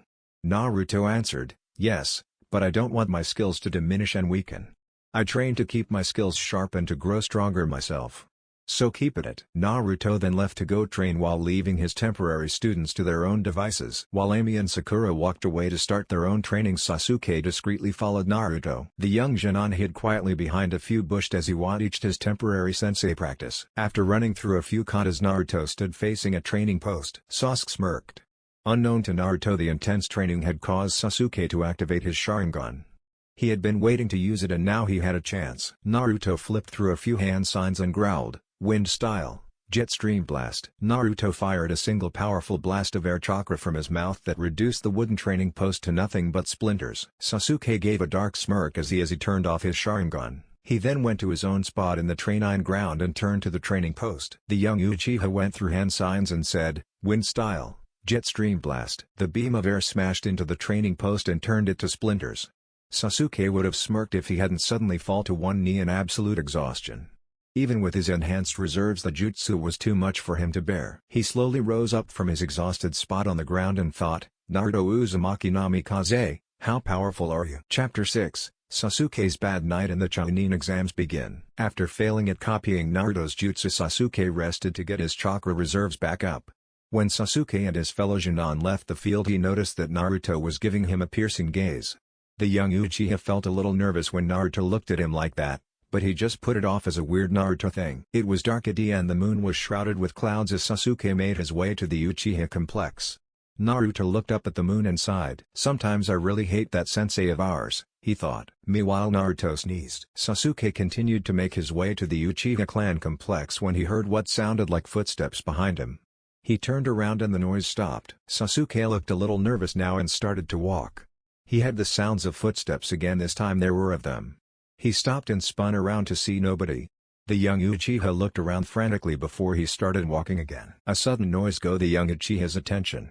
He spun towards the sound only to see that the culprit was a stray cat that had knocked over a trash can in search of a meal. Sasuke shook his head and thought, "You were hearing things, Sasuke. All the training from today tired you out and you're hallucinating." With this mind now much calmer than before the boy started walking home. He walked. The noise hit his ears again. He stopped walking and sniffed the air. A familiar scent hit his nose. Perfume, Sasuke thought. This time instead of turning around he increased his running speed. The footsteps increased their speed as well. Soon the Uchiha heir was sprinting down the road. Sasuke soon heard what sounded like a stampede behind him. "Don't look back! Don't look back! Don't look back!" Sasuke ranted over and over again in his head while running. The boy then made the unwise choice of actually looking behind him. The sight was enough to make his blood run cold with fear. Behind him were a bunch of fangirls. They had their nails/claws poised to strike with foam and drool coming out of their mouths and insane looks in their eyes. Sasuke poured what chakra he had left into his legs and increased his speed, leaving a trail of flaming footsteps as he ran. The fangirls did the same. After a few minutes of running, however, the girls' chakra reserves began to weaken and they all collapsed in a heap. Sasuke smirked in victory as he ran. He then spun around a corner and found himself at the Uchiha gates. The duck-haired boy walked through the gates of the Uchiha complex and let out a long sigh of relief. He made his way to the main house for some food and then off to bed. As soon as he entered the living room of the main house, he felt a familiar presence. Sasuke snarled before he pulled out his naginata and said, "Okay, you fangirls. Come out and face me." A chuckle reached his ears and a voice said, "Sasuke, what makes you think I'm a fan?" The lights came on, temporarily blinding Sasuke. When his vision cleared, Sasuke was shocked to see the Sandaime, Naruto, and two Anbu standing in his living room. "What are you doing in my house?" Sasuke asked, a little confused and a tad bit nervous. "I don't know," Naruto said, crossing his arms. "What do you think you're doing stealing one of my jutsu?" Sasuke's heartbeat went up when he heard that. "What are you talking about?" Sasuke lied, hoping it would convince them. "Please Sasuke," Naruto said, "I'm a Jonin for a reason. You think I wouldn't have been able to sense the suppressed chakra of a mere Jonin?" Sasuke looked at Naruto and asked, "How did you know I copied that?" "For all you know, I could have been watching your training method." Naruto simple smirked and sighed. "You want to know a funny thing about shadow clones? When one disperses, they are able to send their memories back to the original. All I had to do was distribute a few around the training ground. Watch your progress." Sasuke looked really nervous now. Sasuke Uchiha, the Sun Daime, said, "You have been suspected and found guilty of stealing a clan technique from the Uzumaki/Namikaze clan. For this you are to have your Sharingan sealed away until further notice." Sasuke yelled out, "What? You can't do this to me. The village needs my bloodline." As Sasuke yelled the last word, the two Naruto remembered the conversation he had with the Sun Daime before this. Flashback. "Naruto," the Sun Daime said as Team 7 left, "I have a proposition for you." Naruto looked at the old man and asked, "What is it, Hokage-sama?" Sarutobi said, "I want you to be the temporary sensei of Team 7. Naruto looked at the old man with a shocked look on his face and sighed, "Are you crazy, man?" Sasuke practically demanded I give him my techniques every time he had the chance. "Why do you want me to help him?" The old man waited until Nawat was finished before saying, "Allow me to explain. We both know that Sasuke, much like the other Uchiha, is incredibly arrogant. I have been going over his files and it seems like he isn't mentally sound like the civilian council wants to be believed. You see, I want you to train him to keep an eye on him. I believe with your training methods Sasuke would unlock his Sharingan. Should that happen, Sasuke may go on a jutsu stealing spree. The last thing we need is a boy like that with the clan techniques of all the clans. When Sasuke Sharingan awakens, I want you to perform one of your non-bloodline related jutsu. Should he copy it, report to me immediately." Naruto was quiet for a second and said, "So you want me to out a potential danger to our village?" Hiruzen nodded. Naruto sighed and said, "I guess I don't have a choice." The Sun Daime nodded happily and said, "Oh, and Naruto, use one of the weaker jutsu. The last thing we need is for Sasuke to die from chakra depletion. The paperwork would be horrible." End flashback. Naruto. The blonde was brought out of his thoughts when the Sun Daime bopped the boy on the head. "Sorry," Naruto said, "I was having a bit of a flashback. My bad." Hiruzen looked at Naruto strangely for a second before saying, "If you have one of those again, here is the num for Yoshino Nara.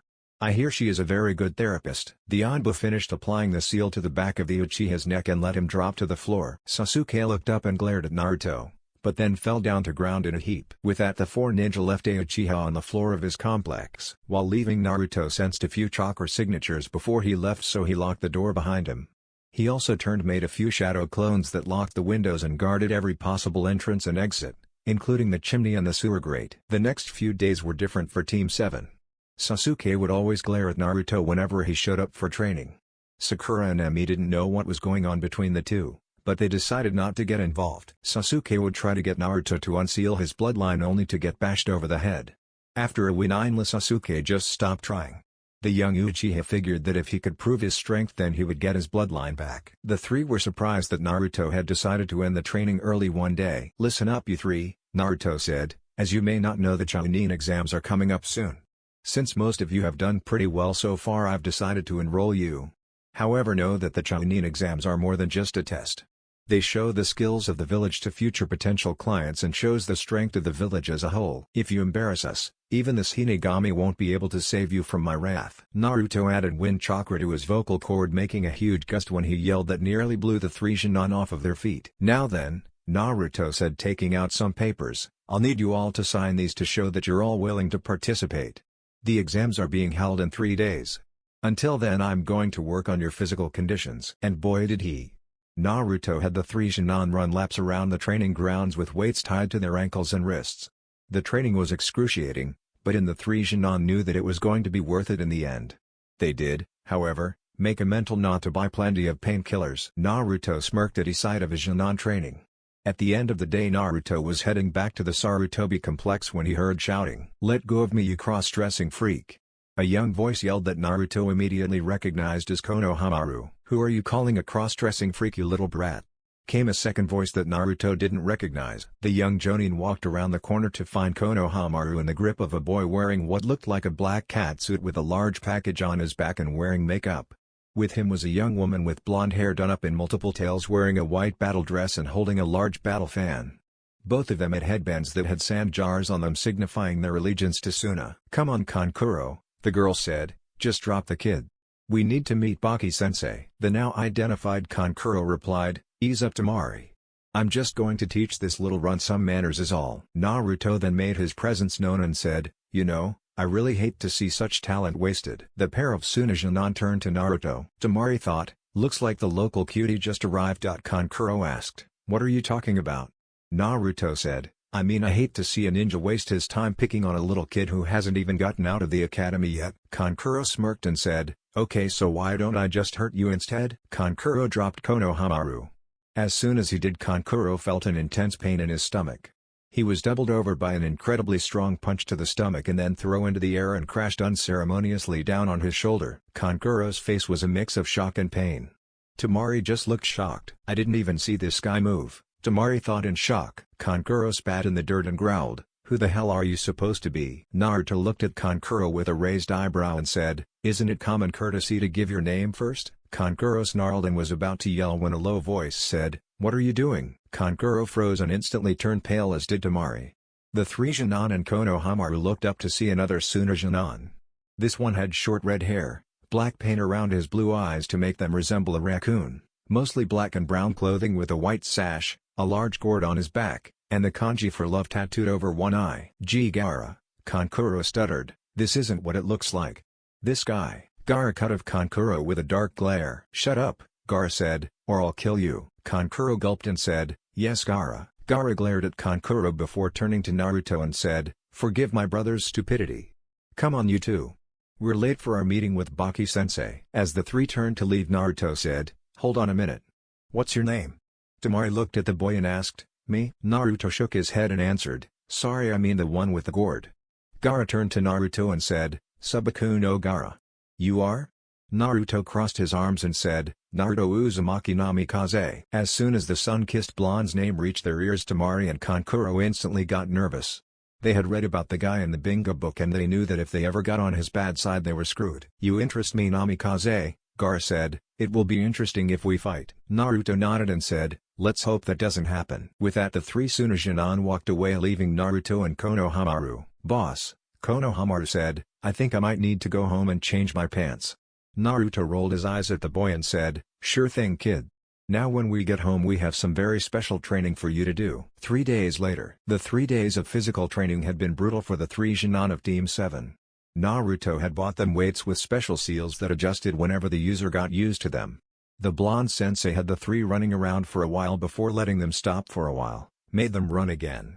Then he had them work on their control. Now Team 7 stood outside the academy where the exams were being held. "I never thought we would be back here," Sakura said. "Let's stand in a moment of respect for those of us who didn't pass the last test." All three Jonin stood in silence. "Okay done," Sakura said, "let's go." The three made their way inside. As they climbed up the stairs they found themselves in a hall where a lot of Jonin were gathered around a door. "Just leave now," the Chunin at the door said. "We're doing you a favor by not letting you through. You rookies aren't ready for the exams." A girl in a Chinese shirt with buns in her hair said, "Come on, just let us through. We've got what it takes." Sakura nudged her teammates and whispered, "Guys, it's a genjutsu. We aren't on the right floor. If we play our cards just right we'll be able to cut down the completion before the game even starts." The two Jonin looked at their pink-haired teammate before nodding and heading up to the next floor. When they arrived they found Naruto waiting for them. "Glad to see that you made it," Naruto said. "I'm also glad to see that Sasuke didn't blow the little test at the beginning." Sasuke huffed in annoyance. "Well," Naruto said, "you'd better get in there. We don't want you to be late now, do we? Oh, and by the way, don't go showing off all your skills. Save some tricks for when you get to the final exam." The three Jonin nodded at their temporary sensei before they entered the room. When they arrived they got the shock of a lifetime. There were a great deal of Jonin in the room from all over the elemental nations. Suna, Ame, Kumo, Kuza, and a few others. There was one team that stuck out though. They wore a band that had what looked like a musical note on it. "Sasuke-kun." Sasuke was suddenly grabbed and hugged by Ino Yamanaka. "Ino pig," Sakura growled. "Get off Sasuke-kun now." Ino simply spat her tongue out at Sakura and said, "Oh Sasuke-kun, I missed you so much. It must have been torture dealing with these idiots." Shikamaru approached the group and said, "How troublesome Ino." Kuuji simply munched on some chips. "Well, what do we have here? said the voice of Kiba Inuzuka. It looks like the rookies are all together again. Shino nodded and Hinata simply shrugged. You guys shouldn't be so loud, said a new voice. The entire group turned to see a Jonin with a Konoha headband, silver hair, and glasses. Who are you supposed to be? Kiba asked. My name is Kabuto Yakushi, the boy said. You really need to not draw so much attention to yourselves. It'll just make you a bigger target. Shino stepped up and said, you sound so sure. You speak with experience. How many times have you taken this exam? Kabuto answered, I've taken this exam 6 times before. You can call me a veteran. Kiba smirked and said, you must suck then. Kabuto rolled his eyes and said, anyway I have information.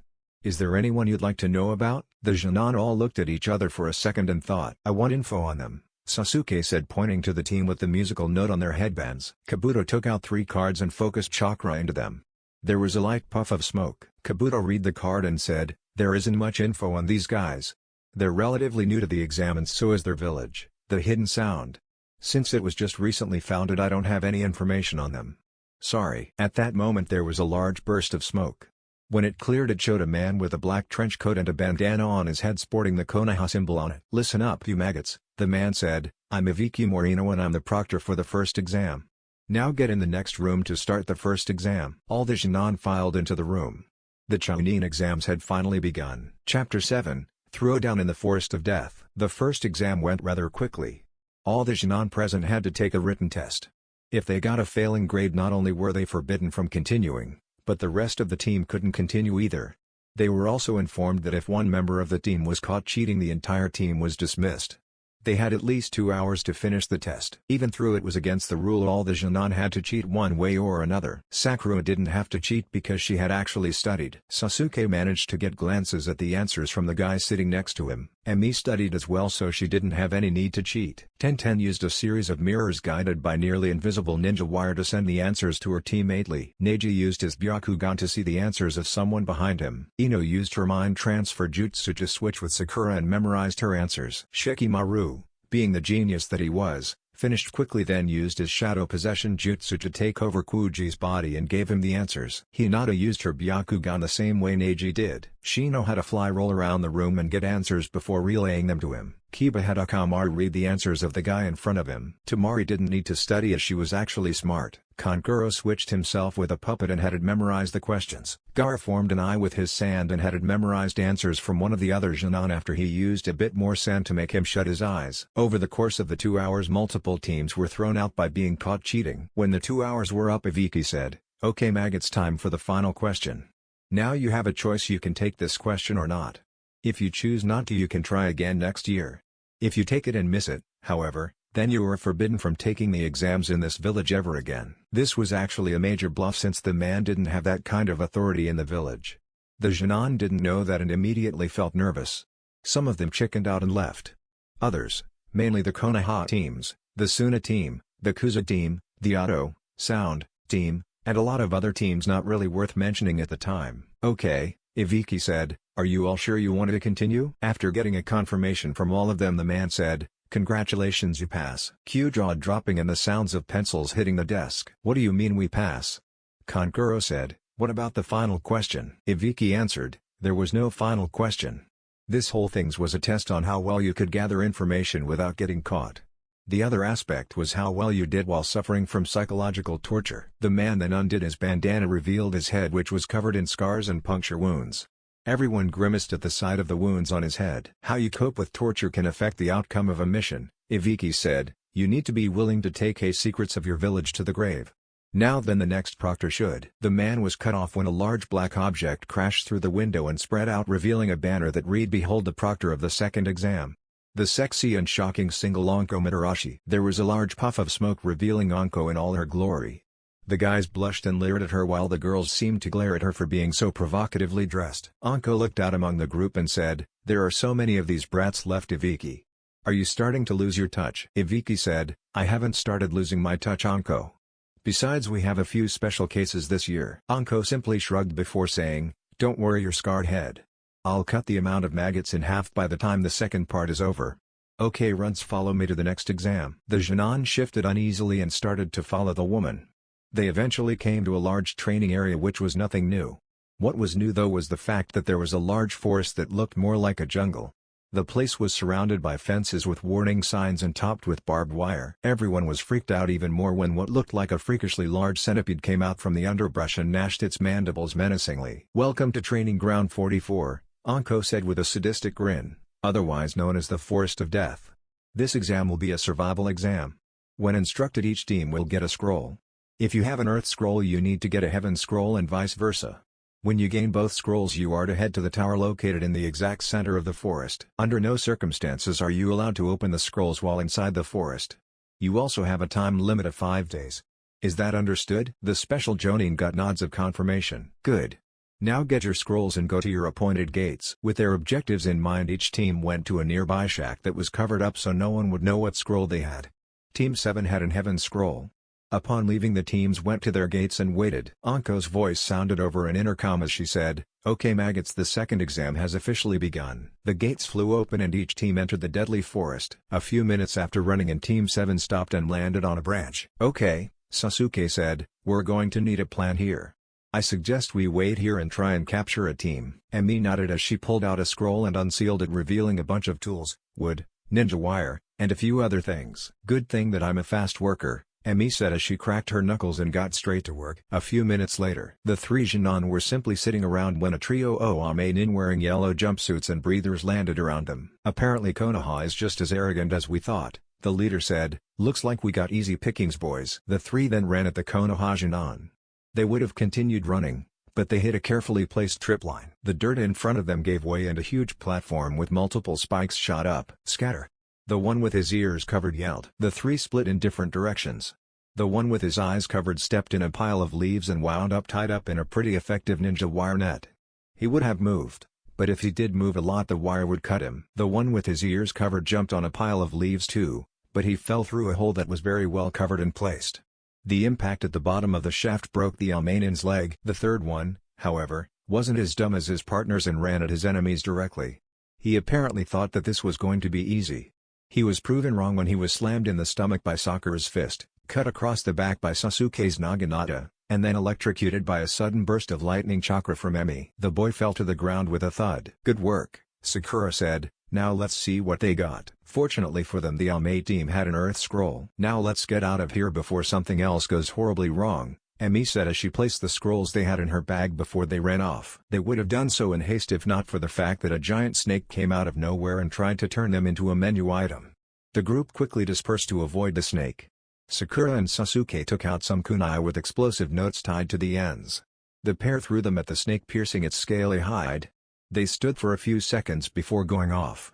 The snake hissed in agony. The three then decided to get out of there since there may be more than one of those nasty things around. They basically ran for what they thought would be the center of the forest. Good thing too, because they were actually heading for the center of the forest. Meanwhile, Naruto winced in disgust as he looked down at a trio of bodies. They were three Kuzunin who looked like they had their faces melted off. "Yuck," Naruto said, "who the heck could have done this?" Next to him, Anko scowled and said, "No doubt about it. This is his jutsu." Naruto looked at his fellow Jonin confused before the purple-haired woman made a dash for the Forest of Death. "Anko!" Naruto yelled out as she ran. The boy mentally cursed before running after the woman. Back in the Forest of Death, Sasuke panted heavily as he kneeled before this woman. If he could call her that. He and his team had been attacked by a single Kuzunin. She displayed incredible strength and prowess that were far above that of a Jonin. Sasuke wasn't really that surprised at this since a Jonin was in fact a person his own age. Sakura and Emi were off to the side cowering.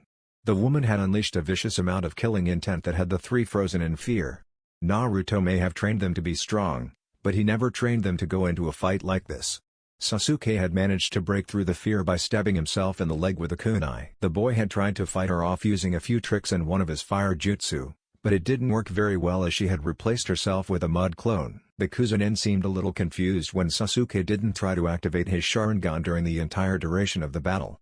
While Sasuke's teammates were currently incapacitated, the woman walked over to the Uchiha and moved his neck to the side, revealing the seal that was suppressing his Sharingan. "Damn," the woman thought, "I can't believe the old monkey sealed away his bloodline. I knew I should have studied more about seals. Oh well. I can always take him back to the village and learn from there." Just as the woman was about to grab the Uchiha, a familiar voice cried out, "Hidden shadow snakes." A pair of snakes shot out of nowhere and nearly took the woman's arm off. The girl jumped back and drove her legs into the tree branch before glaring angrily at the Anko who was glaring at her. "Drop the charade, pal," the snake user growled. "I know who you are." The Kuza chuckled slightly before reaching up to her face and ripping it off like a mask. When it was gone, the new face was pale with yellow eyes and purple makeup under the eyes. "Anko-chan," the now revealed Orochimaru said, "how long has it been?" Anko yelled, "Shut up. You're going to pay for what you did to me." Anko launched herself at the man and smashed her fist into the man's jaw. Orochimaru didn't even flinch before smashing his own fist into Anko's stomach and sent her flying back. "You couldn't beat me before, Anko-chan," the snake sage said. "What makes you think you can beat me now?" Orochimaru turned to the Uchiha only to find him gone as well as his teammates. The next thing the pale man knew, he was sent flying away by a punch that felt like it was from Tsunade. Orochimaru caught himself glared at the offender. His look turned from angry to shock when he saw Naruto standing there, his brown eyes turning blue. Orochimaru chuckled and asked, "Who is this Anko-chan? An apprentice? A new plaything maybe?" Anko snarled at the man and sent a fierce glare his way. Naruto said, "So you're the snake Jonin. In all honesty, I thought you would be more impressive. Anyway, as a ninja of Konoha, I have to bring you down. This is also payback for you ruining the image of the great and talented Michael Jackson." Orochimaru snarled before shooting forward and attempting to smash his fist into the disrespectful blonde's face. He was shocked when Naruto ducked under his punch and his eyes turned green. Great whirlwind. A sudden gust of razor-sharp wind knocked the man upward and sent him flying upward while cutting him all over. The blonde's eyes turned red and he yelled, "Overheat!" A huge blast of white-hot flames fired from the boy's mouth and nearly burned the snake Jonin to a crisp. Fortunately for the snake Jonin, he switched with a nearby log. When Orochimaru appeared again, Anko shot out and wrapped the man up in snakes. Naruto charged again with his eyes glowing brown and a powerful punch cracked his jaw, sending him into the side of a tree. As Orochimaru's vision started to clear, he saw Naruto going through a lot of hand signs while his eyes glowed brown. Earth Style, Ultimate Technique, Wrath of Asura. The earth started to focus around Naruto. The stones formed armor around the boy's hands, forearms, legs and feet. They also formed 2 extra pairs of arms on his back situated on his shoulder blades. Naruto let out a roar of fury and started unleashing a vicious beatdown on the pale man. The beating continued for a few minutes until the armor on Naruto's legs shattered, followed by the extra arm pairs. Down to his own 2 fists, Naruto repeatedly punched the man until the armor on one arm broke. Naruto then drew back his arm and focused all the earth chakra he could. He then let out a fierce yell as he slammed the fist to Orochimaru's body and sent the man flying straight through the tree. The man crashed into the forest floor, forming a crater. Naruto slumped over and breathed hard for a second. Anko went over to him and caught him. The purple-haired woman asked, "What happened to the kids? Did those 3 run off?" Naruto answered, "I had some shadow clones take them to the tower. I think they deserve to pass for going head-to-head with the snake Jonin and getting out of it with a few scratches and some mental trauma. If I were in their shoes, I'd be lucky to get out alive." The snake-using woman nodded in understanding before heading for the tower herself. Meanwhile, down in the crater something shifted. A medium-sized white snake appeared and slithered out of the crater. The snake looked in the direction and thought, "With the Sharingan temporarily sealed away, I might need to find a new body. That blonde boy might just be what I'm looking for." After that thought, the snake slithered off into the underbrush. Cut. Sorry for the short chapter, people, but I tend to be with the Chunin exam chapters. I decided to show how Emi was coming along in her trap making, and she is actually going very well. As you can see, Sasuke has apparently been humbled due to his Sharingan being sealed away. Will he stay good, or will he eventually turn to the dark side?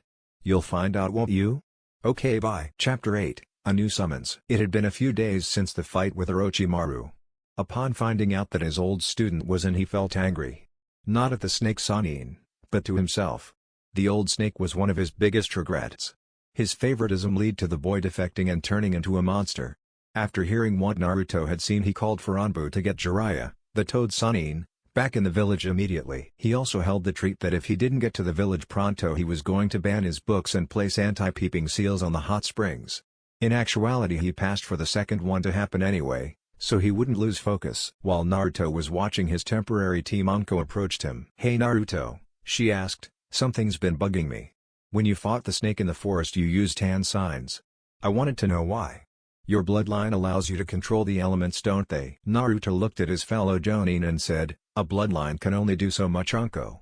I learned a while that if I have my bloodline active and I use hand signs, the jutsu focuses much faster than without them. Plus it causes the jutsu to triple in power. The side effect that it drains a bit more chakra, and the technique is susceptible to bloodlines like the Sharingan. Anko looked shocked at the boy before her and smiled with his reason. She slapped the boy on the back. While this was going on, the Jonin had gone up to the banister and were waiting for the names to be called for the finalists. While the names were being cycled through, Naruto felt a tug at the back of his mind. He heard something calling to him. Naruto looked out and raised his eyebrow, making Somio his fellow Jonin and a few of the Jonin look at him curiously. "You okay, Naruto?" Kurenai asked. "I have business to take care of," Naruto said. "Let me know how the fights go. I don't know when I'll be back." Naruto then left the tower and went deep into the forest. Naruto followed the feeling. As the strange feeling in the back of his neck grew stronger, he found himself in the middle of the forest of death, standing in front of a grand oak tree that stood 30 stories tall. Naruto approached the tree and felt wisdom and power radiating off the tree. Naruto got closer and the roots that connected to the ground slowly opened, revealing a tunnel beneath. Naruto cautiously entered the passage and the roots closed behind him. Naruto walked through the passage and found himself in the middle of a large marble chamber. Naruto immediately caught sight of a large scroll in the middle of the room on a pedestal. Naruto reached out and touched the scroll. Naruto cried out in pain as chakra shot from the scroll and ran over his entire body. Naruto stumbled backwards and fainted.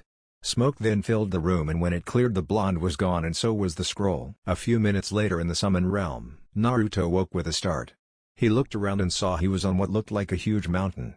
The blonde was in the middle of thinking where the heck he was when he heard what sounded like a low snarl. Naruto found himself surrounded by 4 awesome and terrifying creatures. One was a large white tiger with shining fur, large green eyes, and razor-sharp claws and fangs. A large dark blue and green tortoise who had a scratched and cracked shell, obviously from many battles. A large and very beautiful phoenix with dark red flames covering its entire body.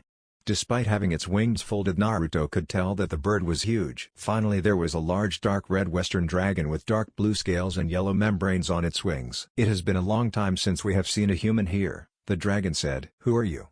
Naruto asked as respectfully as he could, not wanting to anger the large creatures. "I am Haru, Spring, Guardian of the East," the dragon said. "I am Kyuuka, Summer, Guardian of the South," the phoenix said. "I am Aki, Autumn, Guardian of the West," the tiger said. "I am Fuyu, Winter, Guardian of the North," the tortoise said. Naruto's eyes widened as he heard the titles. "The 4 legendary summons," Naruto said. "I thought you were just a legend.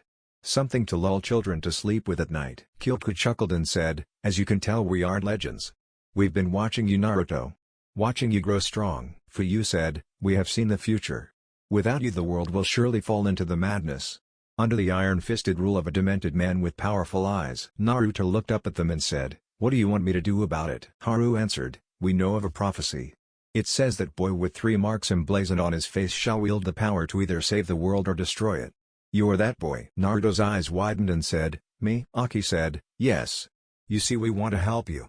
If this madman takes over the world, then the summon world will be placed in jeopardy.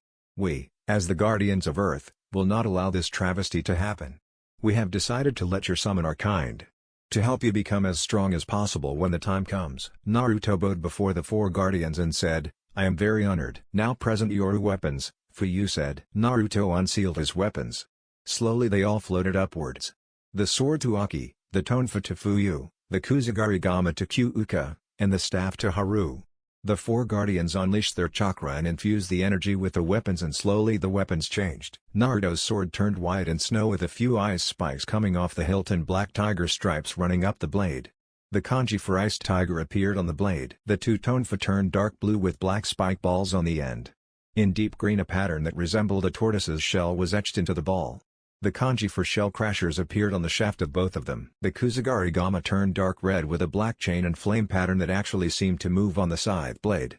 The weight on the other end now had holes in the spikes, most likely for producing flames. The kanji for Crashing Fire appeared on the end of the weight. Finally, they grew thicker and longer until it was as tall as Naruto was. Large bronze weights appeared on top with large spikes on them. The massive staff now had the kanji for Crushing Dragon on it. As the new weapons floated down to Naruto, he felt the power radiating off them. Naruto quickly bowed to the great beings and said, "Thank you." Kyuuka said, "You are quite welcome, my boy. Now go." Naruto burst into smoke and went back to his world. In the human world, Naruto looked up, and as soon as the smoke cleared and saw that the moon was rising, meaning he had actually been gone for a few hours. The boy quickly made his way to Konoha, where he found himself at a regular Jonin hangout, the sharpened kunai. Naruto stepped in, and almost as soon as he was embraced by Anko. "Hey Naruto, where have you been?" The snake mistress said, "You were gone for hours. We actually thought you had been kidnapped." Naruto sighed and said, "You wouldn't believe me even if I told you." The other Jonin approached him and Kurenai said, "Try us, we're gullible." One story and weapon showing later. The Jonin all had their jaws on the floor as they finished hearing Naruto's tale. They all thought that Naruto had a relapse in the forest and had merely dreamed the whole thing until he took out his enhanced weapons. Any doubts on the story were then wiped out because not even the best forger in Konoha, much to his ire, was not that skilled. So enough about that. Naruto said, "What happened in the preliminary matches?" Naruto was surprised at what he heard. Sasuke had to fight one of Kabuto's teammates who revealed an ability to drain chakra from physical contact. Luckily Sasuke was able to keep the boy at bay with a regular flux of fire chakra, sending a heat wave that made him too hot to touch. Sasuke eventually beat his opponent using his newly formed Naginata to stab through his chakra-draining arm and broke it. Sakura was pitted against Ino. The Yamanaka heiress started spitting out crud about how true love would prevail and allow her to beat Sakura and prove herself to Sasuke. Sakura proceeded to shut the blonde up by socking her in the face. A one-sided fight then proceeded with Sakura beating the tar out of Ino. Ino eventually tired her mind transfer jutsu, but the girl wound up getting kicked by inner Sakura. The pink-haired Kunoichi then unleashed her nunchuka and started to beat down on Ino for the invasion of her mind. Ino was now unconscious and Sakura stood the victor. Emi had to face against Kiba Inuzuka. The fight was pretty one-sided in Kiba's favor since Dojutsu was still not one of Ami's strongest areas. She eventually lured the dog user into a trap using a landmine stink bomb combination. When Kiba stepped on it he was hit with a horrible stink that made him, and his dog Akamaru, dizzy. One lightning jutsu later Kiba was unconscious. The other matches weren't that interesting. One match that had heads turning was the fight between Neji and Hinata Hyuga. Neji almost killed Hinata if not for the Jonin's intervention. Naruto made a mental note to hurt Hiboy badly or at least tell his temporary team to do it. Another match was between Rock Lee and Gaara. Gaara showed complete insanity and bloodlust and he actually crippled Lee by using his sand to crush his arm and leg. Naruto growled and said, "Looks like we got some tough suckers this time around. I'll really need to help my students." Anko said, "Sorry Naruto, but Kakashi already took his team back. From what I can guess he'll be teaching the Uchiha himself." Naruto snapped his fingers in annoyance and said, "Dang it. Well, I'll see if I can find the other two and help them should they need it." "Who are they fighting anyway?" Asuma pulled out a slip of paper and handed the list to the young Jonin. Emi vs Neji, Sasuke vs Gaara, Sakura vs Temari, Kankuro vs Shino, Shikamaru vs Tosu. Naruto looked around at the list and said, "I'll have to do some thinking on the training I'll have to do." With that Naruto left to go home to think about how to train his students should they actually go to him for help. "Hey Naruto." Naruto turned around to see Tsume walking up to him without her ninkin with her. "Hey Tsume," Naruto said. "What are you doing here?" Tsume said, "I've been meaning to talk to you, but I've been busy. Listen, I wanted to thank you for saving my daughter properly. I was wondering if you could come over tomorrow night for dinner." Naruto developed a smirk said, "Tsume-chan, are you asking me out?" The feral woman shifted slightly and said, "Maybe." Naruto shrugged after a second and said, "Sure. Meet you tomorrow at the Inuzuka complex around 5? The woman nodded. Naruto then walked away leaving the feral woman to her thoughts. As Tsume mini Tsume in her head started doing a happy dance and waving large banner back and forth while squealing, "We got a date.